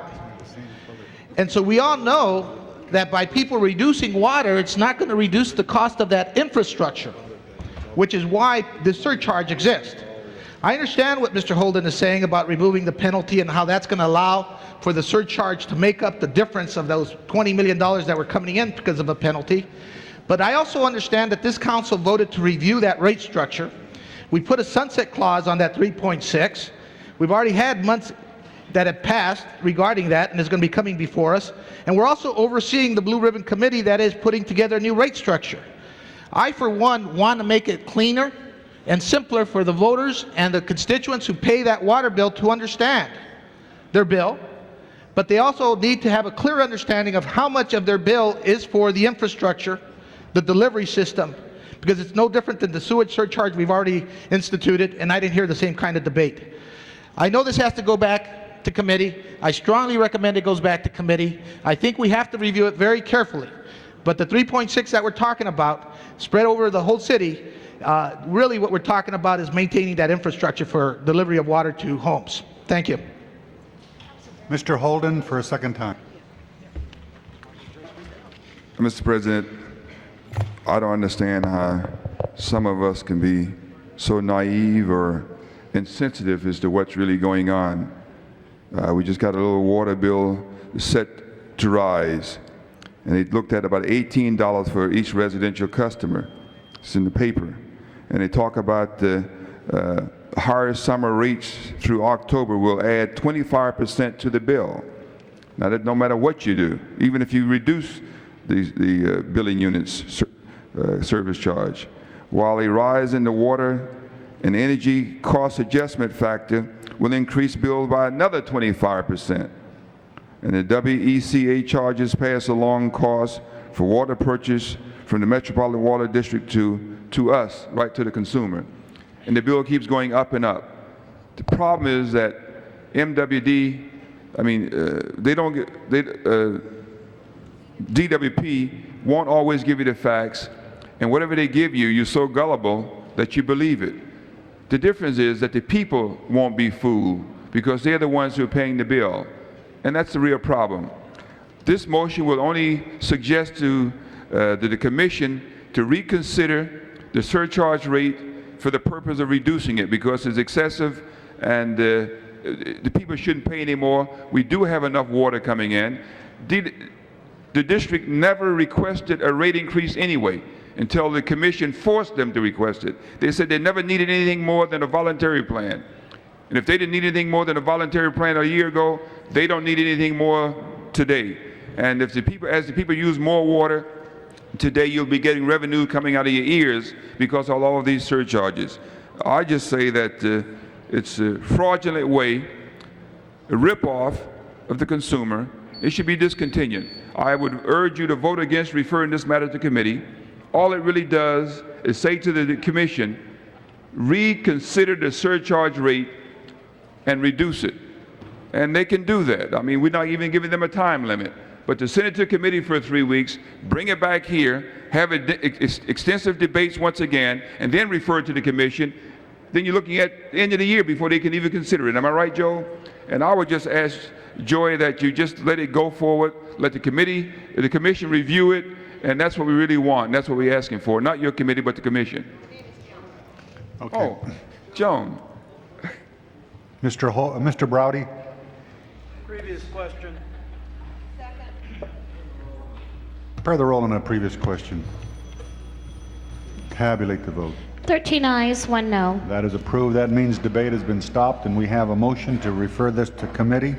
Prepare the roll on the motion to refer to committee. Tabulate the vote. 10 ayes, 4 noes. That's has been approved. It goes to committee. Next item. Item 29 was called special to be considered with item 38. All right, Mr. Alatorre, we do have a lot of people want to be heard in this. Mr. President, we had a public hearing. What I would propose is that we have a Ms. Brooks here who represents the California Wildlife Federation. I'd like to have her maybe make a statement. And there are probably, I don't know, 30 or 40 people who would like to speak. Because we had a lengthy hearing, I think it would be appropriate to go into the debate. Point of order, Mr. President. I think the committee chairman should make the presentation. This matter was continued so that we would have a report with regard to the county, and it was continued in order for the department to report. So I think the first thing should be the department should report on the experience that they learned from the county, and I would ask that Mr. Olson be permitted to make the report. Okay, that's a good suggestion, and then we'll let Mrs. Lila Brooks Well, then speak. I'd like to put the whole thing in perspective as to where we are, Mr. President, Okay. as the committee chair. Okay, you want to proceed? Yes, sir, Mr. President. My name is Gary Olson. I'm a district supervisor with the City of Los Angeles Department of Animal Regulation, and with me today is the wildlife specialist, Louis Dado. We had this discussion on April 1st, and some of the council members were unable to be present, and I thought maybe I should reiterate just very quickly what had happened. Number one, the soft catch padded trap is humane. It is not cruel. It is not the traps that you are looking at here. It is not the traps that are being shown by the other people who should not like these traps because they are inhumane. We do not use these traps. This is a public safety issue. The City of Los Angeles Department of Animal Regulation has trained their officers. We've trained them for more than 20 years, and we train them in trapping. Our officers are better trained than any other agency around us. And this is where we come into problems when you try to mix the apples and the oranges with the County of Los Angeles. We use the state-of-the-art trap, and Officer Dado will display that trap. It's designed specifically to capture the coyote in a humane manner. It is the most effective tool that we have to fight the predator, the coyote, the one that's running off with the pets in the City of Los Angeles. It's buried under the ground. If you don't understand that, please be advised, it's buried under the ground. It's in only hillside topography in the mountainous area where children, adults, and pets do not go. We have been using this trap for approximately 20 years without incident to human being. Councilman Wax was most concerned regarding what the possibilities were going on in the County of Los Angeles. I called the County Director for Animal Care and Control, Mr. Frank Andrews. Mr. Andrews indicated that he does not have a trapping program because as good as his officers may be, they are not trained in the trapping procedures. So they have been using the dog trap. He asked that I call Mr. Richard Whiteman of the County Agricultural Department because Mr. Whiteman is in charge of trapping for the county ag. And Mr. Whiteman indicated that they tried a dog trap, the walk-in trap, for 18 months. They captured exactly 4 coyotes in 18 months. I don't think your constituents would stand for that. They are experimenting with 3 different traps. This is one trap that they experimented with because the California Wildlife Defenders brought this forward. This is not all complete and on purpose because it's the most inhumane, cruel trap that there is devised. This trap that the county is now experimenting with is a wire. It snags the animal and literally takes the skin and the hide right off the animal. We ask that they not do that. We ask that they not be used. This was presented to us by the California Wildlife Defenders, and We did check it out. We would not use it on an animal. They are also using what we're using. Where's our trap? Okay, Councilman Holden has put his hand in the trap, so we don't have it available right now, but Councilman Holden has that trap, I believe. Could I see that trap for a second, sir? Oh, it's set. Okay. Thank you very much. This trap is a trap that the county is also experimenting with. They are not using the pads. They're not using the pads. We tell them, please use the pads. They're also checking out a Northwood coil trap. And I did not know about this, Councilman Wax, because quite truthfully, they're experimenting, and I didn't know how to answer you. But this is this the trap? I had not seen the trap before. It is offset. We have drawn no conclusion. We just ordered it from Minnesota, and it arrived the other day. We haven't tested it out at all. So I have no conclusion on this. Also, we contacted Mr. Steve McNow, who's in charge of the Pasadena Humane Society, who services the Pasadena area. This was another question. And Mr. McNow was kind enough to say, we really don't have a coyote problem. If a coyote comes to us, it's usually because it's been hit by a car. We destroy it, we shoot it. They do not have trained coyote personnel. One of the biggest concerns I believe that Councilman Wax brought up was that the coyote is trapped and held in this trap for approximately 4 to 8 hours, and this is verified by necropsy reports done on 24 coyotes out of 24 that were caught, and the county health department veterinarian stated that through the digestive system he was able to tell that the coyotes had been in the trap for 4 to 8 hours. He also indicated that he did a biopsy on the paw that was caught in the trap, and there was absolutely no tissue trauma. The blood was not cut off from circulation, and that's a matter of fact. Councilwoman Galanter was kind enough to thank the department for trapping a mountain lion. May I say that was no accident. We received a benefit of $5,000 to spend on tranquilizing equipment from the Mercy Crusade. We trained our officers. We got together with the LA Police Department and Councilman Bernson's office, who helped coordinate this effort. We had 3 meetings, and the day after the 3rd meeting, we went out and we captured that mountain lion. We were able to capture it, and we were able to release it. You cannot do this without training. The county does not have that. You cannot do this without tools. I'm sorry, they don't have that either. So this is why we feel in the department that we're leaders. We're not followers. We set example. The department traps only the targeted coyote in response to the constituent complaints. We don't go out there and indiscriminately trap coyotes. We trap the coyote that has run off with the pet, and we lose about 500 pets in the city of Los Angeles every year to coyotes. We do not set the trap in the backyard. This is in the hillsides. The trap we set in the backyards is the walk-in cage trap. It is not as effective. This is a public safety issue. It is a rabies control issue. Let me ask you something.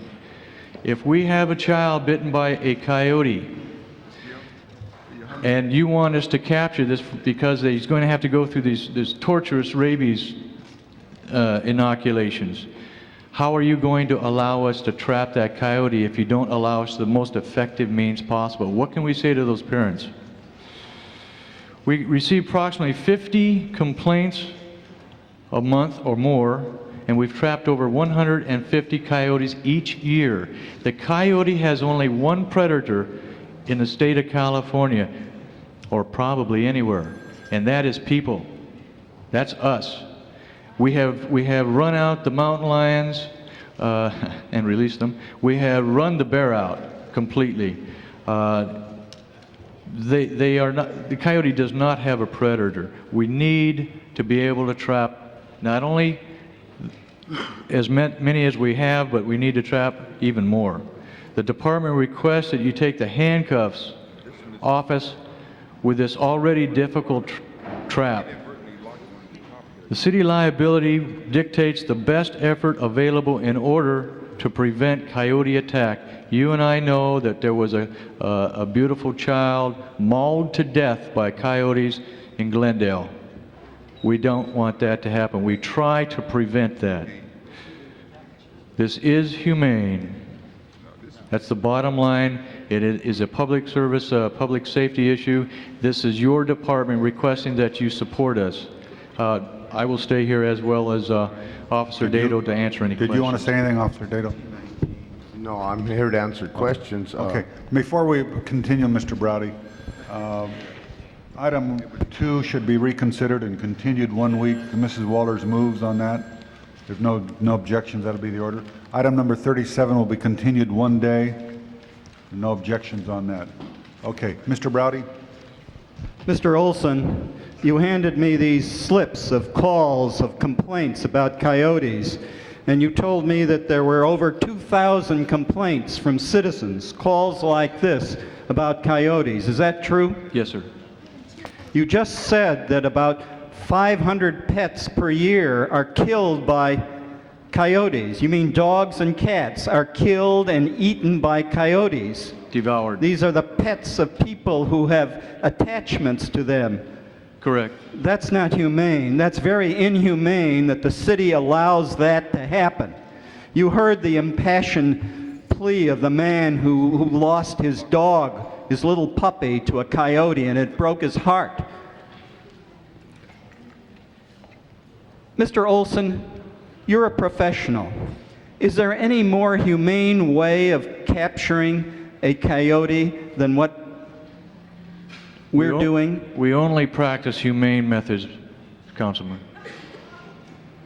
Is there a danger to the public safety because of coyotes in the city of Los Angeles? Yes, sir. And are coyotes all over the city? Yes, sir. Is the coyote a clever animal that is difficult to capture? And is a coyote the kind of an animal that will attack a child and eat a pet? Yes. All of those, sir. Members of the council, I want to ask you one more question. Yes, sir. Is it significantly more expensive to use the box trap? Yes, it is. And is the box trap an effective tool to capture coyotes? It's not as effective at all, and if you're really not trained, you can't catch them, as shown by the county. So it would be very significantly more expensive to utilize the box trap, and it would be less effective in catching coyotes and would expose the public to more danger and more risk of their pets being eaten by coyotes. The walk-in trap is more expensive. It is not as effective no matter how well we're trained. It's just not quite as effective, and it takes a lot more staff hours. And repeat once again, what is the most humane way to capture a coyote?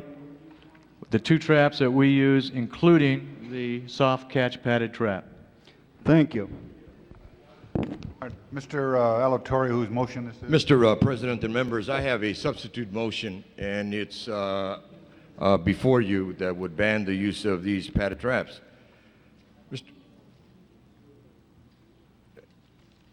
Okay. Is that okay?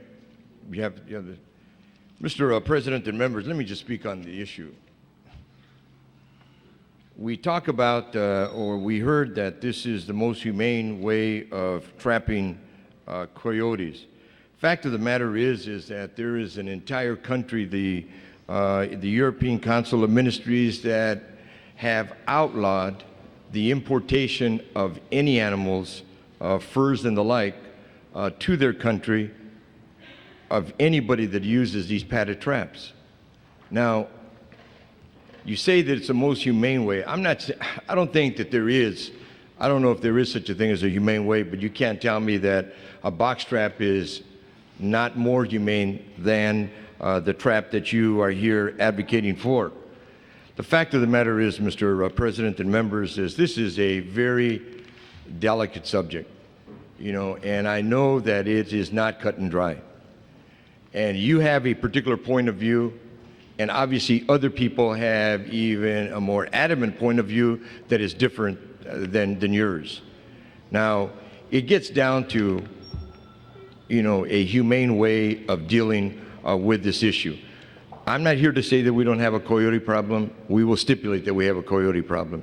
The question then becomes is if we're using, you know, we're capturing coyotes for one purpose, and that's to kill them.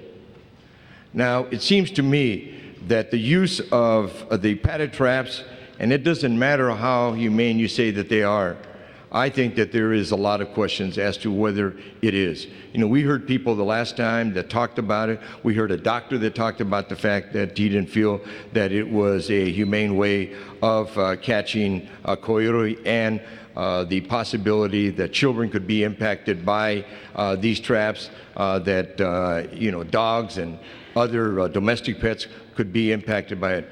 It seems to me that there is a more humane way. And we're not saying just that the box trap is the only answer, but I'm sure that there are other means that could in fact be used in place of the padded traps that are currently being used by the city of Los Angeles. You stipulated that we have very highly trained officers. We have highly trained officers. It seems to me that the more humane way of catching coyotes is through the box trap, so that animals, so that other either humane, either kids or domestic pets are not caught up with these particular traps. I think that there is a time, and I believe that the time has in fact come. I think that we should abolish the use of these padded traps, and not only use the box traps, but look for other more humane ways of catching coyotes. And as you mentioned, the difference between the county and the city and probably other entities is that we have trained humane officers, and I think that their time would better be used by finding more humane ways of catching coyotes. I ask for an aye vote. Thank you.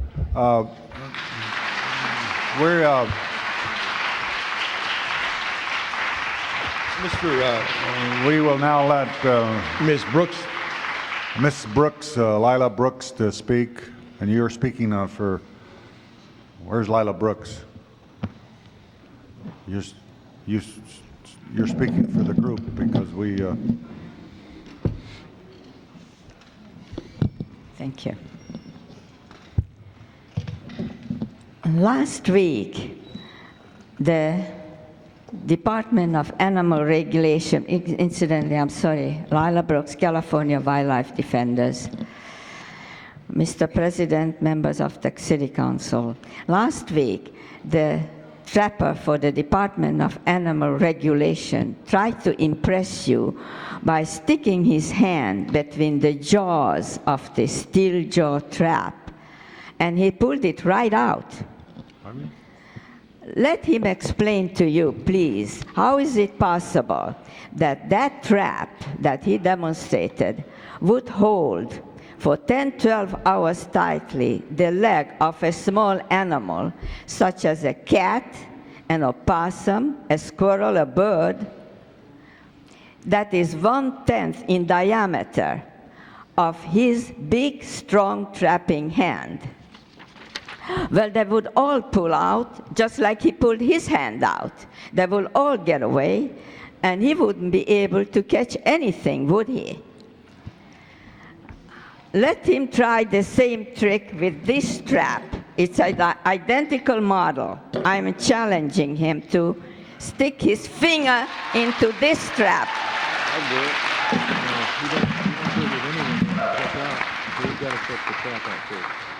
He refused it in committee, and if he's going to refuse now, that is a proof that that trap has been doctored, it has been fixed, and it takes only 10 seconds to adjust the tension device. I examined the trapping committee, and a horse could have pulled out of that one. So let him try it with this trap. And the only reason that the Public Safety Committee transmitted to this council, the receive and file report is because the trapper made the members of the committee stick their hands in and they pulled it right out and they said, well, you see, it doesn't hurt. It did not occur to them, amazingly, that when they can pull their hand out, so can all the animals. They all would get away. They wouldn't hold any animal. And I want him to put his finger into this trap, not his big hand.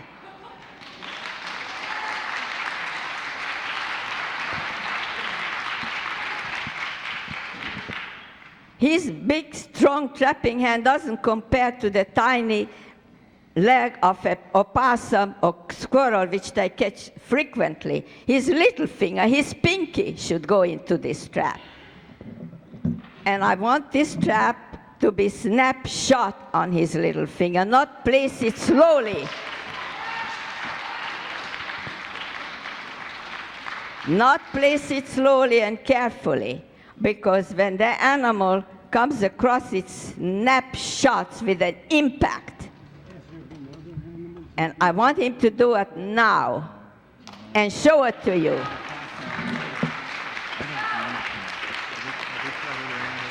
Okay.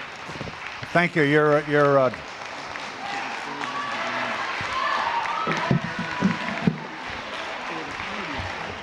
time is up, please. Your time is up. Thank you very much. I would like him to do it now. Your time is up. We had I must- 5 minutes public hearing. One sentence, please. Okay, one sentence. One sentence, please. Let me close it. I worked 2.5 years on this, so may I have half a second, okay? The injury occurs not when the trap shots on the animal's foot, but what happens afterwards when he's trying to fight the trap. If this trap was velvet lined and gold-plated, the animals would tear themselves to pieces to get out of the trap. That's when the injury occurs. And that is cropland. The other trapper uses cage traps only. And that's a long sentence. He's not using leg hold traps for 5 years, the other trapper in the whole valley area. Thank you. Thank you. Thank you.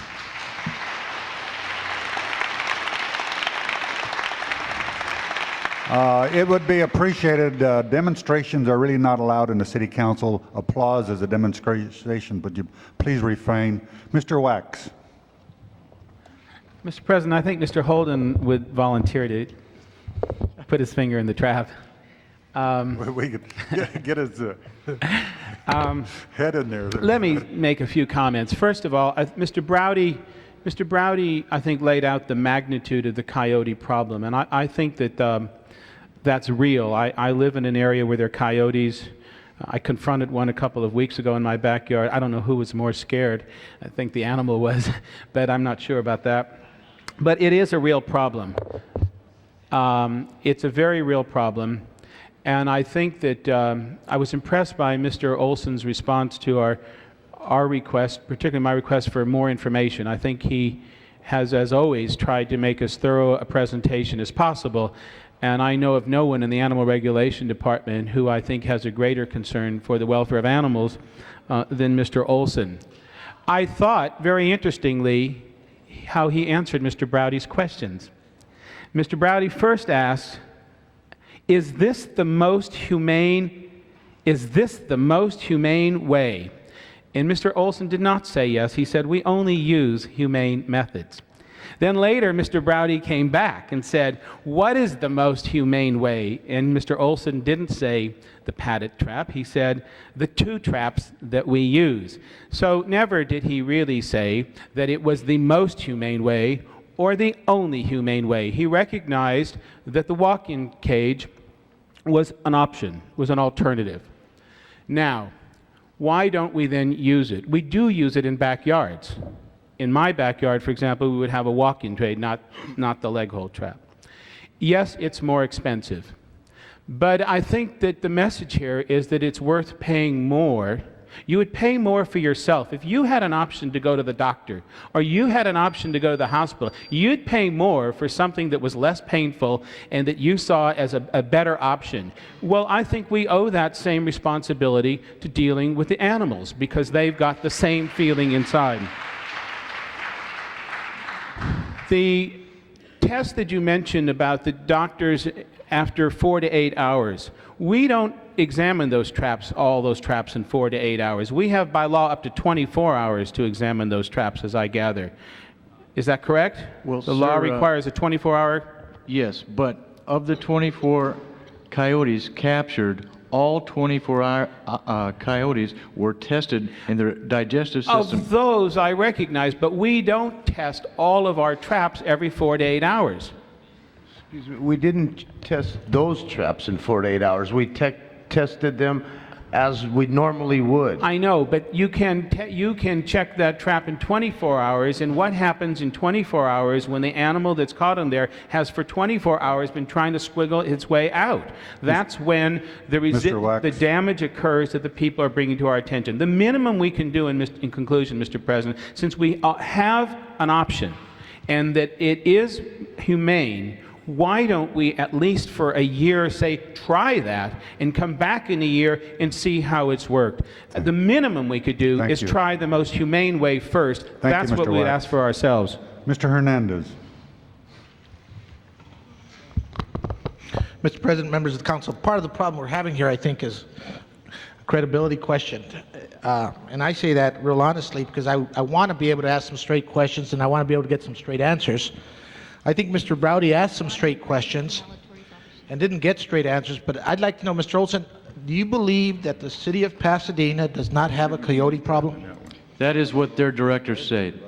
Okay, now if they don't have a coyote problem, do they use this trap? They don't have a trapping program. Okay. I don't believe they don't have a coyote problem because I know their terrain. And I don't think I got a straight answer when I asked the question. I know that in our neighborhoods, I don't worry much about coyotes because I'm worried about all the dogs running around, and they run around in packs. But I also know that in our neighborhoods we have hills, we have canyons, and we have residential areas. Why is it that you won't use this trap in someone's backyard? Because it's easier for the officer to set the trap and leave it and have the people who are under contract when we present this trap watch the trap for us. So you're saying it's strictly a surveillance issue, it's not a safety issue for children? It's a lot less staffing hours. No, okay. Yes, oh no. Sir, yeah, we place this it is the easier trap to place in a backyard because it's flat, and we're going after the targeted coyote. Okay, now, being that you're going after a targeted animal, of the traps you set, do you ever catch anything other than coyotes in them? Officer Dato, do we ever catch anything other than coyotes in these traps? No, we don't. We've caught a dog that was not injured. I believe it was 7 years ago. What I want to make clear... Yeah, I want my answer here. Out of how many traps that we've set and we've caught animals, how many have been non-coyote animals? One. One? Okay, members of council, I honestly believe I have a credibility question here. I don't believe we're getting some real straight answers. I find that hard to believe that the number of traps you've been setting, we've only caught one non-coyote. In other words, a very specific, targeted program, and you're saying it works 99.9% of the time. What I'd like to tell you is this trap, for instance, when you hear these stories about an animal, a non-targeted, or I don't know if it's targeted animal, was caught in a trap and he was mauled and it was terrible and he chewed off his leg, there was a raccoon caught in this trap, but this isn't our trap. There's poachers. There's people out there taking it upon themselves to trap animals. I think a lot of times the department is taking the heat for those people. Okay, and that's probably true, and I appreciate that answer. I just find it hard to believe that with the traps we've set, and I don't know, they have to be in the thousands over the last couple of years that you've set, that you've only caught one non-coyote and all the other ones have been coyotes. I would say in the whole history of the department, maybe 3 animals being dogs with no injuries. That's in the whole, 20 years? Thank you very much. Mr. Yaroslavsky.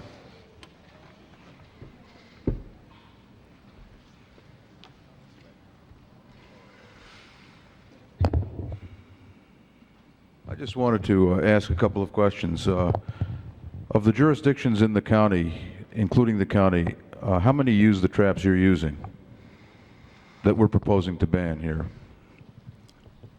The soft catch trap? Whatever we're proposing No. to ban, it's the padded trap, whatever it's called. I don't know the technical name. The city of Los Angeles uses it. The county tested it. Just answer my question. The city of Los Today, Angeles. Is the city of Los Angeles the only jurisdiction that uses the traps that we are proposing to ban? And I believe the county is starting to. We are the only one that I know of definitely using it. Does the state trap coyotes? I'm sorry, the state uses this trap exclusively. I'm sorry, yes. The state uses this exclusively, does not use the cage trap? Well, no, I mean, with a leg hold type disc exclusively, they also, I'm sure, use it.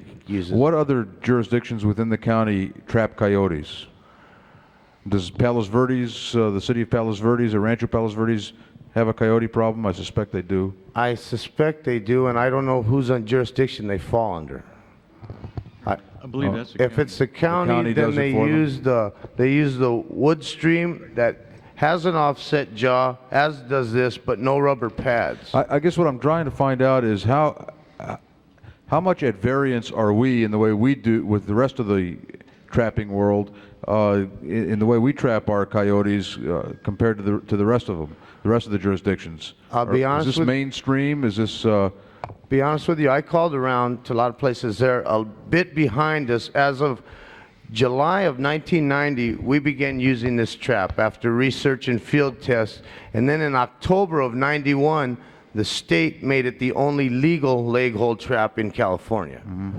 15 months after we had it in service. What other than expense? What is the problem with the cage trap, the box trap?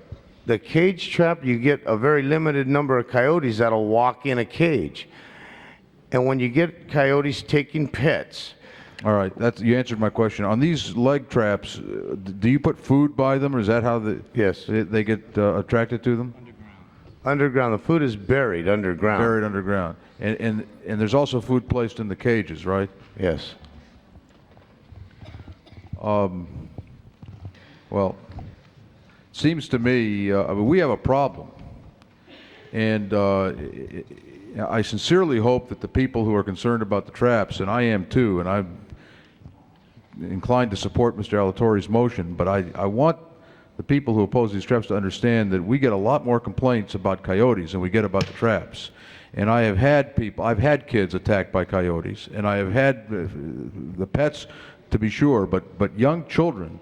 And the coyotes have now left the hillsides. They roam Rancho Park and Cheviot Hills. This is not uncommon in the flatlands of the city now, especially during the drought. So I'm just not satisfied that I'm getting all of the information that I need. I'll just press my button again. That's okay. Mr. Holden.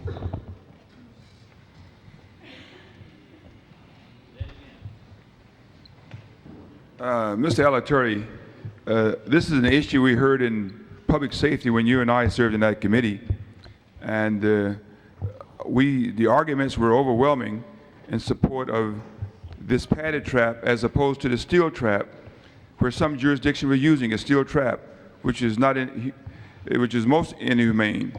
So I don't understand why are you not going to change. Mr. Yaslovsky has already told you about the kinds of problems he's having in his district. I think we're having those kinds of problems all over the city. Now, I would be upset if they used a steel trap. If they used a cage or walk-in trap that was less efficient or not as effective, then of course you're going to find the coyotes, as the gentleman just said, jumping the fence even while you cook barbecue and taking your meat away or your kid away, whichever the case may be. I mean, there's going to be some give and take almost in every case. These gentlemen, they work for the city, and I don't get the impression they like to kill animals. I don't get the impression that they want to destroy animals and they have something against four-legged animals at all. We pay them to do a job the best they can. My question is that if this trap has been certified by the state of California, it's the only trap that we should use in the state and not the other ones anymore, then something is wrong with the state of California. And they're in the wrong area protesting. They should be up in Sacramento. I mean, I'm not saying you should go back to the assembly or anything like that, but what I'm really saying, Mr. Alatorre, is that we should change the law there. That's where it should be changed. Let me see that trap right there, the one the lady gave me. You know, it's already set? That has not been tested. Huh? Yeah, let me see that one.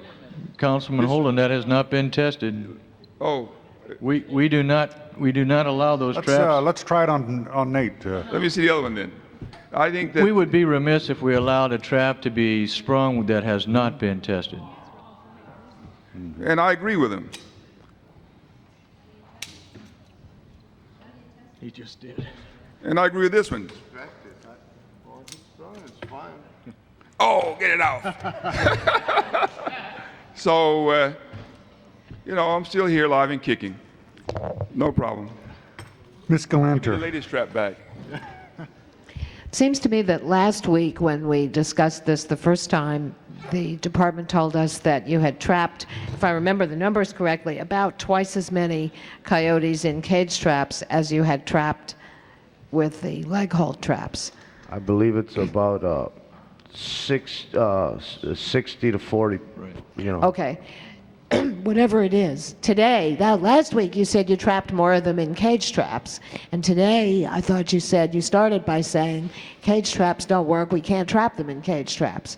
And what I'm confused about here is I too want you to be able to do your job. I want you to be able to do the job that best protects both the children and domestic pets and the wild animals that you have to trap. And I think we all ought to recognize that the reason we have a coyote problem is they were here first and we've built all over their territory and they don't, well, you know, we're not about to all leave, let's face it, you know. There is some hope, particularly with the drought conditions abating and with more and more parkland being acquired in the hills, that they may find a habitat they can go to and leave the kids and the pets alone. But the fact is that, you know, there is still a problem. And so I hope that the department is not going to see all of this as a sort of good guys and bad guys debate here. I don't think that's the issue. But I am concerned that last week you said the cage traps work. You got more animals, and this week you said they don't work. What happened in between? Nothing happened. Let me explain. It's the time frame. We use the cage traps more. Every time we get a complaint, we go out and evaluate. We use the cage traps more, but it takes more time to catch the animal. Okay, I see. Yeah, all right. So that's the efficiency question, and among other questions. All right, and just out of curiosity, when you mentioned just now that one of these traps had not yet been tested, how do you go about testing them? Well, I would just simply inspect the trap and inspect the springs to see that if they hadn't been modified. As I know, there's no way.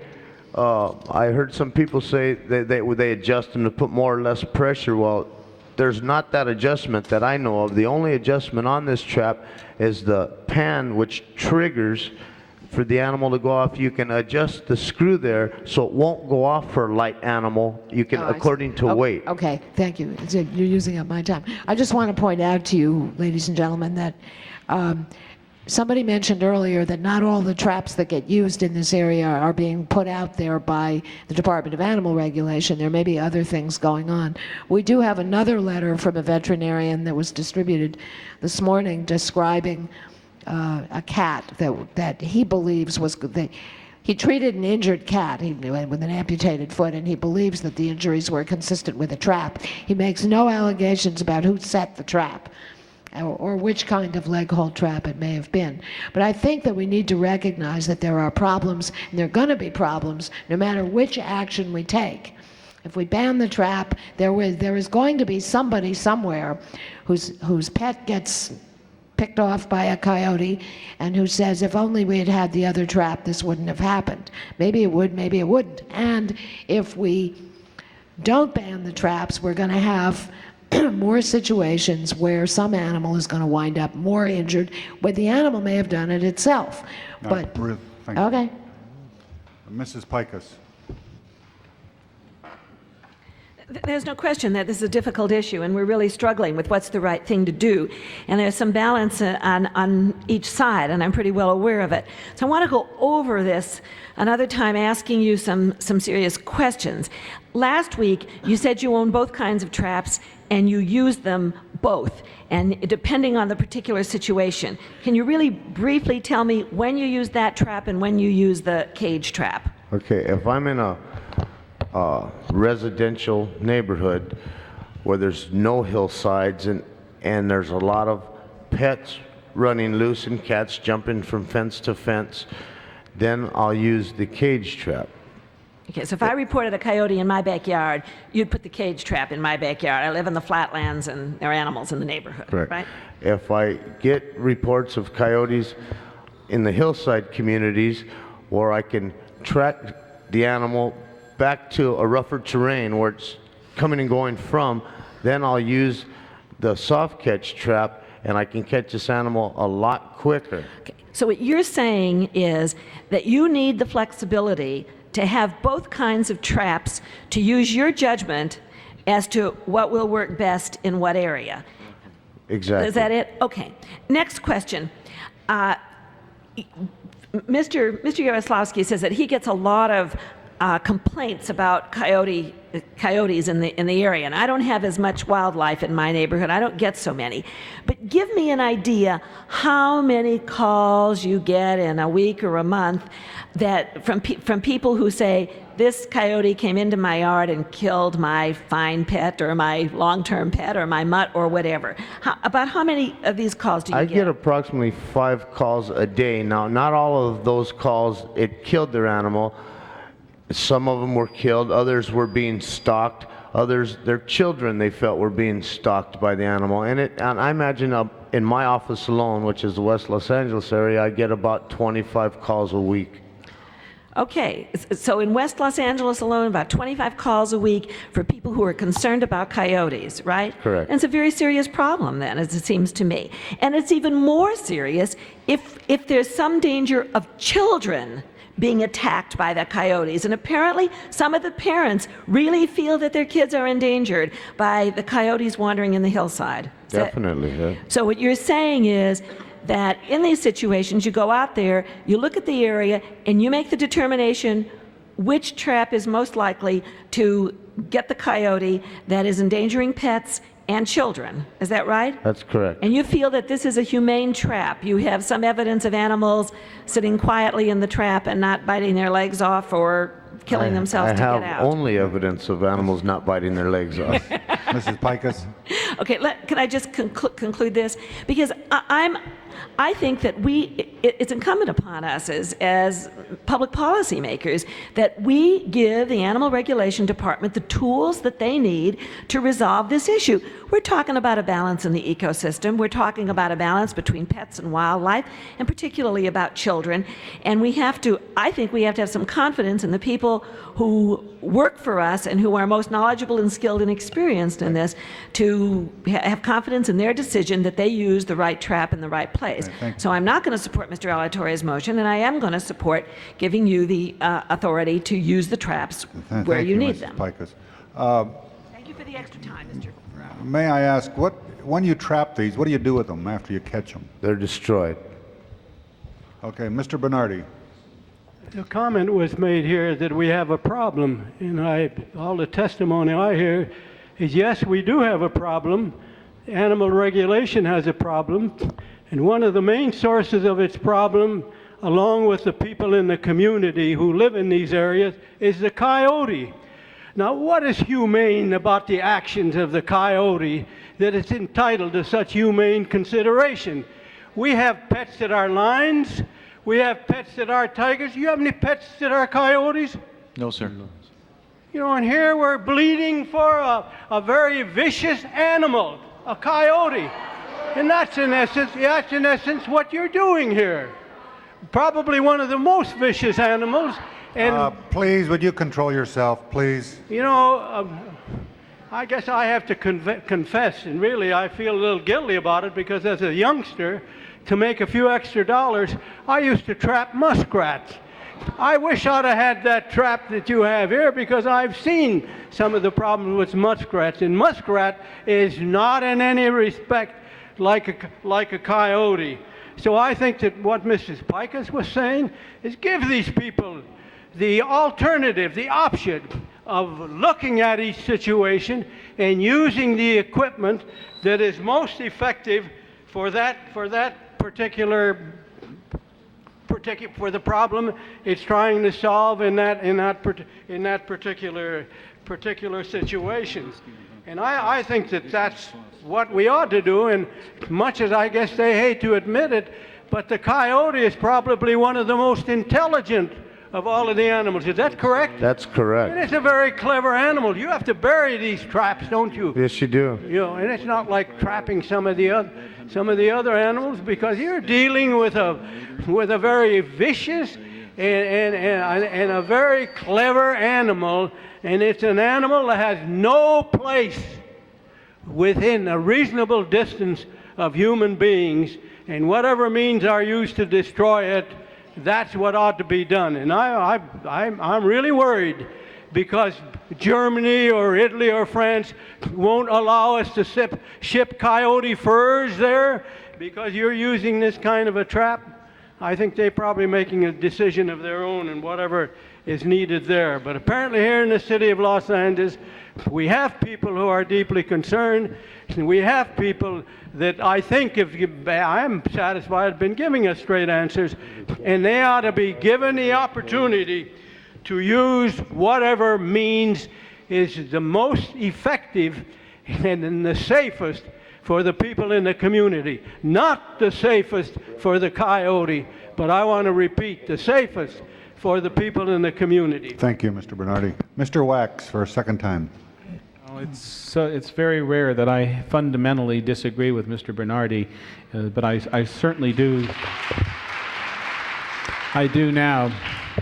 You know, I get calls too, Mrs. Pikus, and I live in an area, but of course you're going to get calls from that, but when are you going to get a call from a coyote? I mean, of course you're going to get more calls from people. But, you know, when have you got a call from a homeless person? And when, you know, people in things without constituencies are the ones that never call, and usually are the ones that suffer the results. Mrs. Pike, how many? I think that the problem has been overstated. After the child in Glendale, how many children in Los Angeles have been attacked by coyotes, Mr. Olson? I don't have any record of any. I have record. You don't have any none. record of Zero. any? Zero. Okay. Now, if you don't have any record of any, then I think we have to be careful on how we state the problem. Yes, it is a potential. I mean, I've seen them. They're in my backyard. And if there was a child there, it would be a potential. But the fact that you don't have any is also a recognition that we just simply can't make it sound like children are being swept up daily in the city of Los Angeles. How long have you been here in the department, Mr. Olson? 23 years. And you don't have a record of any? I don't believe there's been any attacks on a child. If there aren't any in 23 years, then at least let us not do a disservice to paint a picture that builds fear, really. I think what this department ought to also be doing, but it's also expensive, is to be involved in the educational aspect of dealing in an educational way with people and animals. I really was amazed at how fast that animal ran away, and this is not the first time. But I also recognize the problem with little pets, and that's a real problem. That's where the problem is. And pet owners have also, there's a responsibility of being a pet owner at every level. What I would like to suggest, and Mr. President, I don't know, with 11 people here, we're probably going to have to continue this, but I think that what we ought to do, if we don't, Mr. Holden, we'll bring it back when there are 15, so I think you'll have to have I think we ought to try this. We could take a year or a 6-month period. We do have options. Not everyone else uses the leg hold trap. We have the options. We have the walk-in cages. We could take a 6-month period or so and not use the one trap and only use the other and see how it works and come back with the reports. What's the hurry? Why not err on the side of humane treatment? Why not err on that? I think that, Mr. President, I don't know whether I'm going to make the motion today, but I have a whole thing that this whole thing will be continued. I'm going to move as an alternative, and I've talked with Mr. Altori, and he agrees with this, that rather than a flat-out prohibition, now we take a period of time, either 6 months or a year, and we prohibit the use of a for that period of time, and then we ask and rely on the... Mr. Wax, please finish your We motion. rely on the walk-in trap as the alternative, and then the department would come back to us with a report on how that's working. So I would move that as a substitute, and then we may continue the whole thing, but I think we should at least All right, try it. Mr. Yaroslavsky. Statement was made earlier that you trap these animals to kill them. What do you do with the animals once you trap them? With the coyotes? Coyotes are destroyed. They're euthanized. We do not relocate coyotes. We relocate. What do you relocate? We relocate every other animal except skunks that carry rabies, coyotes because of the overpopulation, and rattlesnakes because they're poisonous. Those are the three animals we do not relocate. We relocate raccoons, possums, fox, mountain lions, whatever, bear. Is there a movement to save the rattlesnakes around? I'm just curious whether that's coming next. I totally sorry, I agree don't with know. your policy on rattlesnakes. I had the pleasure of confronting one when I was younger. Yeah, and I can guarantee you who was more scared, Mr. Wax. It wasn't the snake. So the reason you destroy them is because they are overpopulated? Yes. In the area? Yes. They are. What is the population of the coyote in the Santa Monica Mountains or in the city of Los Angeles, or how do you know? How do you judge? By number of complaints and nuisances created by the coyote. I can't give you an exact number. Mm-hmm. All right, Mr. President, I would have liked to have had more information today, and I don't think we're going to get it from them because you didn't have the answer when I asked you about what other jurisdictions do and how many different jurisdictions, in fact, engage in the trapping of coyotes. Do you know how many in the county do that, other than ourselves and the county and the state? The county agriculture traps for the county. We do it for the city. And of course, the state has their trappers. There are other trapping programs out there. I don't know who they are. Does the county trap everywhere where the city of LA does not trap?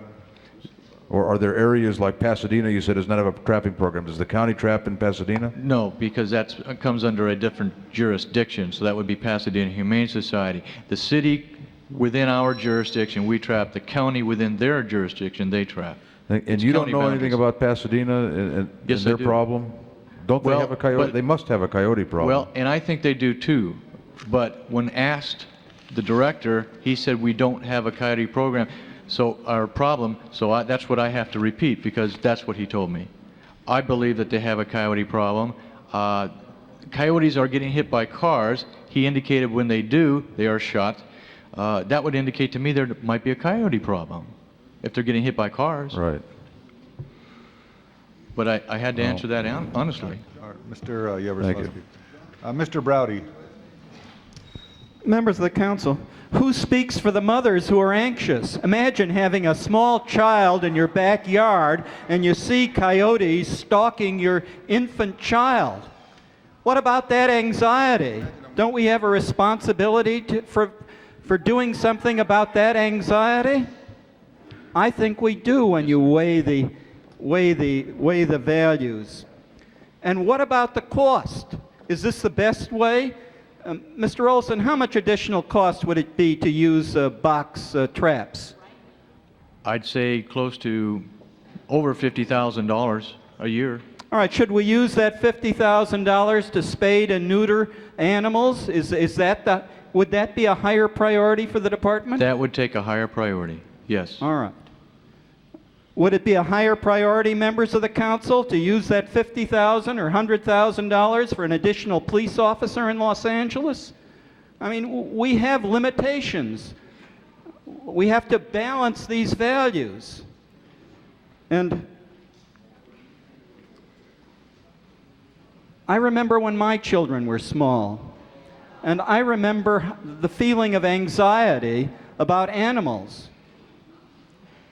And you have to weigh that into the balance. I want to be as humane as possible to the animals. We all do. But to spend additional money for the purpose of destroying the animals in any case. In any case, they're immediately destroyed. Let us be realistic. They are shot, whether they're caught in a box or in that trap. We have a choice. We could abandon the whole program and let coyotes go free in the city. You have applause for that. What about for the mothers and the anxiety?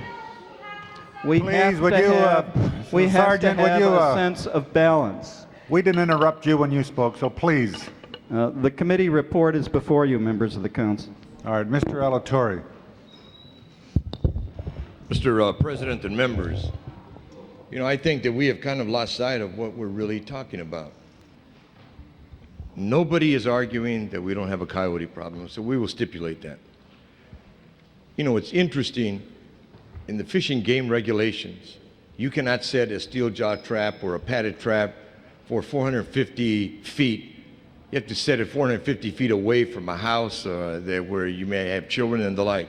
And I guess the question that I'd have to ask is, you know, obviously, why do you do that if there may not be a problem? What we're talking about is not about just about coyotes.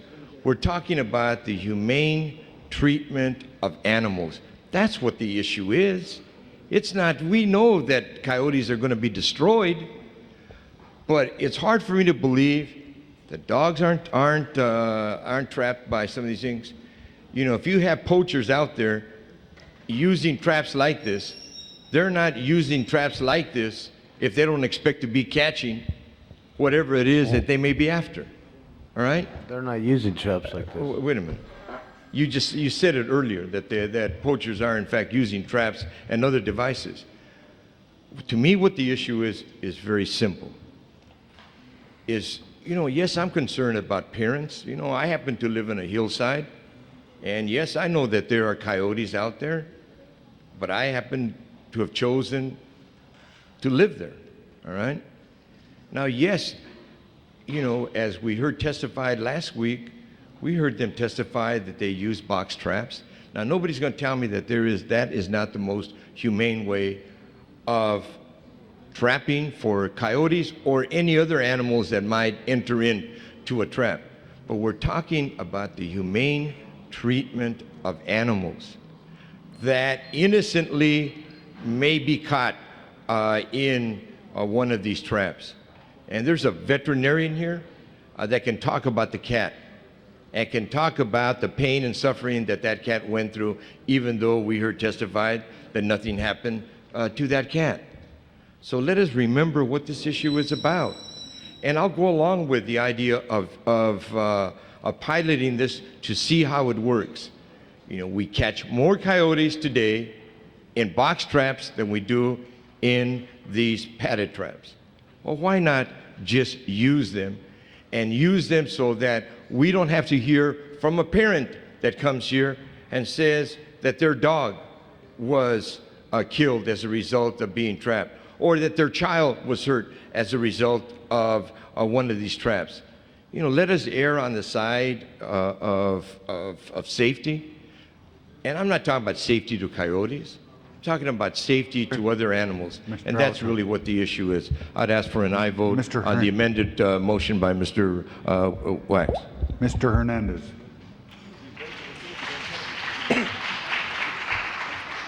You know, members of the council, we have other issues that are affecting this city that I know that they're more of my concern than this one.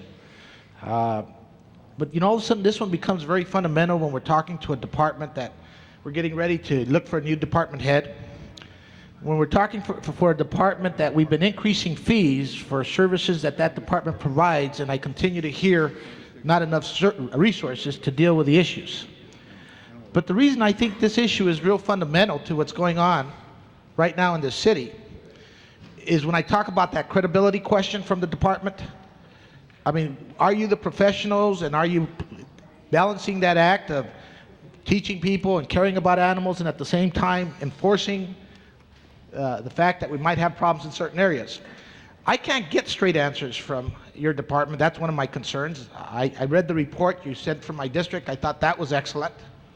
I also remember the phone call of a child that was being mauled, but it was for another district, and you were calling my district about it. And my real concerns right now is maybe the city of Pasadena does have a good coyote abatement program. Maybe they have a good program to deal with their coyote problem, and we don't. I mean, those are the kinds of answers I want to know.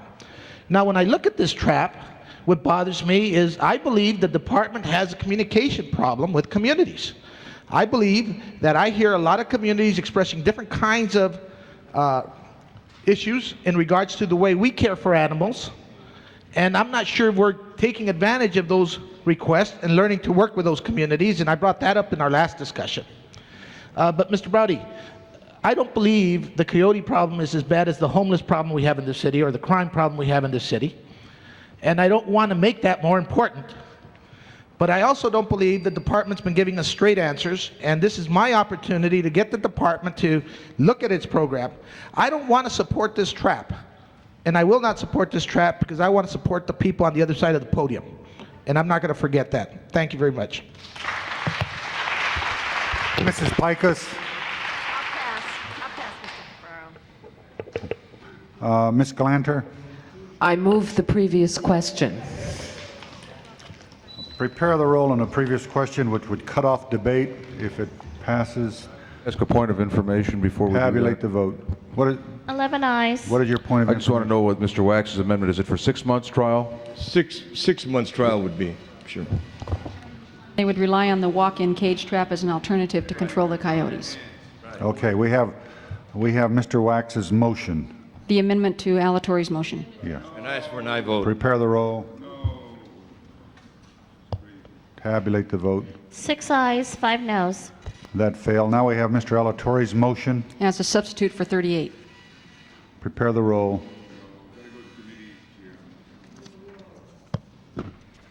Tabulate the vote. 6 ayes, 5 noes. Now you have the communication from the committee, or the report from the committee. Prepare the roll on. Come back when we have a majority of people. Prepare the roll on. Safety Tabulate report. the vote. 7 ayes, 4 noes. That failed. Agenda Based on the agenda pursuant to Council Rule Tomorrow. 53. Thank you. Yes. Okay, the next item. This is the time for comments from the public on non-agenda items. Okay, we have.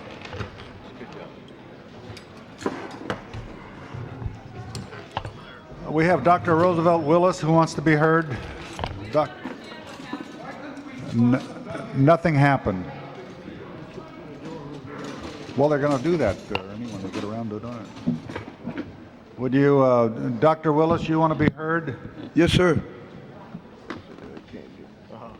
Ladies and gentlemen, to the President, Mr. President, and the City Councilman, the American people, it is a great honor to be here. I wish to be your Chief of Police of Los Angeles. Well, we didn't vote on receiving file. Sergeant, could you move those people out there where Dr. Willis should have an opportunity to speak properly? Excuse me, ladies, gentlemen, I have to ask everybody to step to the back. This gentleman has the podium.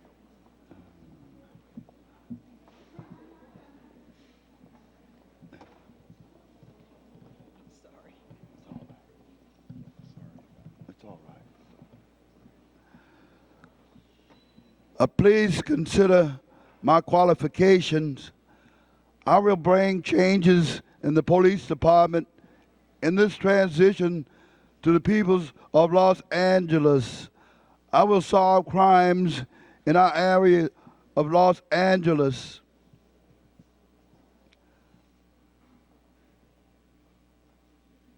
I will give the citizens of Los Angeles law and order. Dr. Willis, we have other people who want to be heard, and we only have a limited time. Thank you, sir. Just a few minutes, sir. I'm just about finished. My first duty of my administration will be to solve all the problems in Los Angeles police law enforcement agencies. I promise you Mr. President, and the City Council, and the citizens of Los Angeles, and to the American peoples, I am a veteran. I served in the military. Okay, Dr. Willis. I said it, sir, to be last. Okay. I am American first and an African second. Thank you, sir. Thank you. The appointment will be made by the Police Commission. And all right, Samuel Schiffler, and don't take your usual time because we have other people. We have quite a few that want to be heard. Mr. President and members of the council, with Member Wu cracking the whip, the City Council's Community Redevelopment Oversight Committee on March 30th railroaded item 12, a $48 million bond issue for Wu's $900 million Hollywood project. At the same time, the Oversight Committee ignored City Administrative Officer Comrie's guidelines for bond issues. On January 10th, Comrie's office recommended procedures for city housing revenue bonds. A key element was that proposals for bonds be reviewed by Municipal Finance Advisory Committee, composed of 9 public and private members. Instead, CRA itself chose the bond and tax councils after evaluating the bids secretly. CRA chose Katz Hollis for fiscal consultant without even pretending to gather competitive bids. It amended an existing Katz Hollis contract. Katz Hollis has held 13 CRA contracts dating back to 1978, when CRA's shyster lawyer Kane dispensed sole source law contracts to his cronies. Then, CRA went beyond the Comrie recommendations by straightening its bond counsel contracts with $9,000 in travel expenses. Finally, Councilman Yaroslavsky pointed out that CRA capped its bond mismanagement by disclosing no details whatever of what it wants to do with the $48 million. All right. Lacking this data, Councilman Yaroslavsky said CRA was really asking for a $48 million blank check. Okay. Last year, Mayor Bradley... Mr. Schiffler, would you please wrap it up because we have other people and you want to be fair. I know you want to give everybody an opportunity to speak. Well, I'll read one sentence and then I'll skip the part here. So the effect of Mayor Bradley's year-old CRA reorganization is to double rivet CRA's $400 million yearly pork barrel. May I leave a copy for the file? Okay. Wendy Hubbard. Wendy, be as brief as possible. Okay, I will. I am glad that there are students in chambers today because the information I am about to disseminate should be a lesson on how not to become obsessed and drunk with power. You are our future, and we are depending on you. Becoming drunk and possessed with power will ultimately isolate you from others, bring destruction into your life, and you will be exposed in the end. The taxpayers will not back you. Taxpayers, although you will not be able to see, I want to show you how your tax-paying dollars are being used. I have here a Los Angeles police report, DR number 9207-10518, and a log of annoyance phone calls from the Pacific Bail Security Division where a trap was put on my telephone because I have been receiving hang-up calls since August. I did not move on this incident. Okay, I'm gonna be quick. I did not move on this incident because I felt that the suspect would burn out, but they didn't. Well, anyway, the suspect was trapped in the latter part of March, and I'm sure the taxpayers want to know what this has to do with them. What it has to do with you is the calls were traced here to the mayor's office, and it is Tom Bradley who has been using your tax-paying dollars and time to call and is going to be arrested by the Los Angeles Police Department. Leonard Shapiro. I'll ask you to be as brief as possible because we have 5 that want to be heard. I will, Mr. President. My name is Leonard Shapiro. I print the LA Observer. I want to talk about the LACTC, the Transportation Commission of this county. You read recently in all the papers about $1,267 worth of golf clubs charged to the commission. You read about $6,000 worth of donuts that they spent for the staff in 18 months. You read about $194,000 worth of trips and parties and allowances and so forth. But I want to bring to your attention, this is merely the tip of the iceberg. All these little stories that were done in the LA Times is just a significance of something much deeper that's got to be looked into. And if anybody reads my Observer this time, you'll see a 2-page article that I did on this matter. What's really happening in the LACTC? The GAO, the FBI, and the federal attorney must investigate.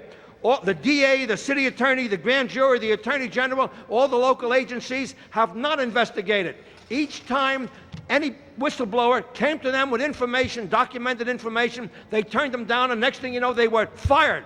There's been a documented history here of about 10 whistleblowers who reported strong evidence of misdoing and criminal activity, and each time the only thing that happened was that they were fired. I bring this to your attention because the city of LA is guaranteeing the overruns on the LACT project. The LACT project should protect the taxpayer's dollar, and you should become aware of what is happening. Thank you, Mr. Shapiro. Mr. Robinson, Richard Robinson.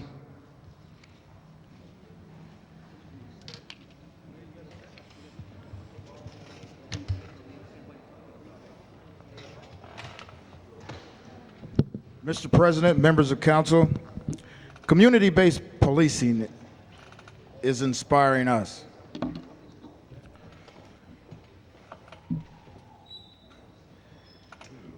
From Bangor to San Diego, from Miami to Seattle, community-based policing is igniting America in a firestorm of controversy and real hope. Your genius is making sane this confused country. You don't realize the importance of your leadership. Genius is unaware of itself.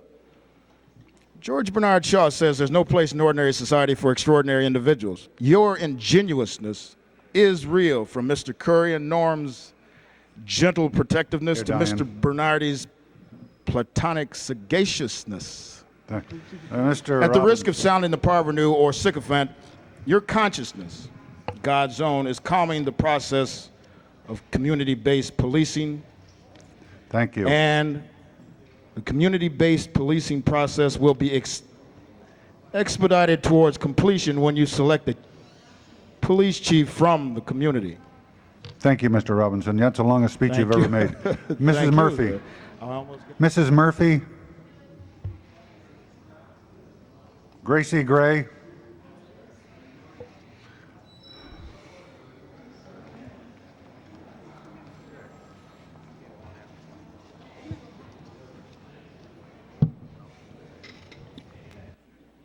Well, stand up.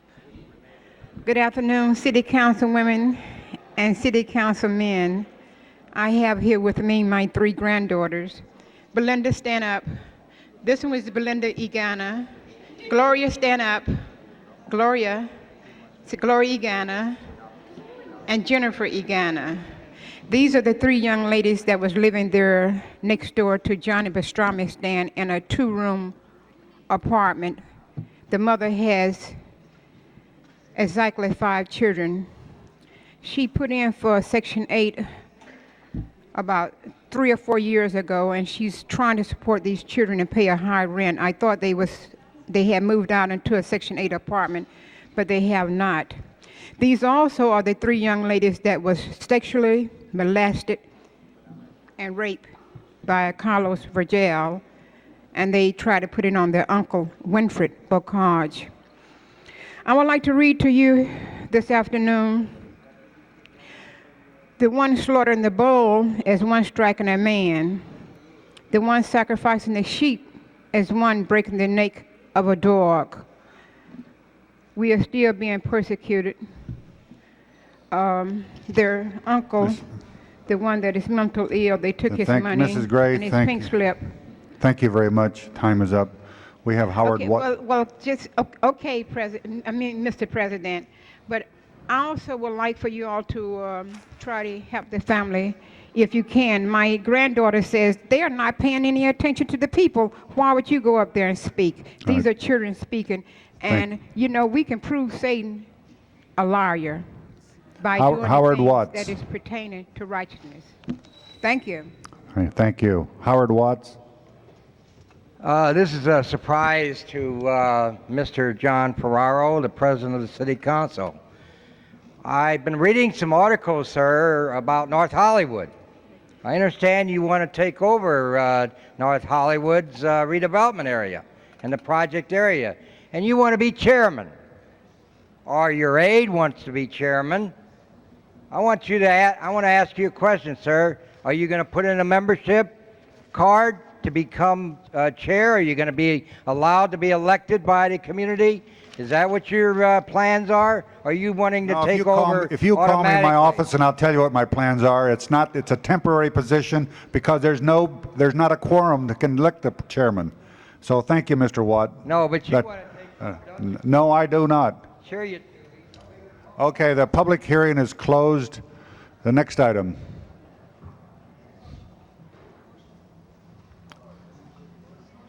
Motions for posting and referral. That'll be the order. Councilman Wu has requested to be excused personal business on April the 15th at 11:15. That meets council policy. And a unanimous vote. That clears the desk, Mr. President. Okay, do we have any adjourning motions? Would everybody please stand? Everybody please stand in the chamber. That means you too, Marvin. Mr. Browdy. Mr. Bernardi? Mr. President, members of the council, probably one of the, first of all, originators of group singing in motion pictures, and one of the most proficient and talented over the period of many, many years was Ken Darby. He passed away. He's probably any of the major motion pictures that involved any vocal groups of any size, you could almost bet that Ken Darby was some way involved in that. I'd ask the council to adjourn out of respect for his memory. I'd like to second that. Ruth Galanter. First, I'd like to ask that we adjourn in memory of Isaac Asimov, who wrote over 500 books, made a substantial contribution to science reporting, factual science reporting, science fiction. He even wrote detective stories, one of which I particularly recommend. If anybody wants to hear about it, see me later. And managed to put together quite an impressive career, and I certainly think we owe him that respect. And Mrs. Flores asked that we adjourn in memory of Jane Angelina Badgett, a longtime resident of San Pedro, who died on April 4th and is survived by her husband, her daughter, her son, 4 grandchildren, and 3 great-grandchildren. Mr. Holden. Mr. President, sadly report that Mr. James Samuel Ford just passed away yesterday from a massive heart attack. He was a retired police officer from LAPD. Mr. Ford was a member of the Kappa Alpha Psi fraternity, member of a police organization called Noble, and president of the Baldwin Hills Football Association, the Little League. He also contributed greatly to the community. You had a lot of football quarterbacks today in the pro league that he coached as Little Leaguers throughout the entire Major Football League Association. Mr. Ford is going to be missed, and we ask that we adjourn in his memory. All members. Any others? Call the roll. Wait a minute. Sam Walton passed away, and I'd ask we adjourn in his memory. Somebody that started 30 years ago with nothing and ended up being one of the wealthiest men in the country. He's got in the world. All members on that. Call the roll.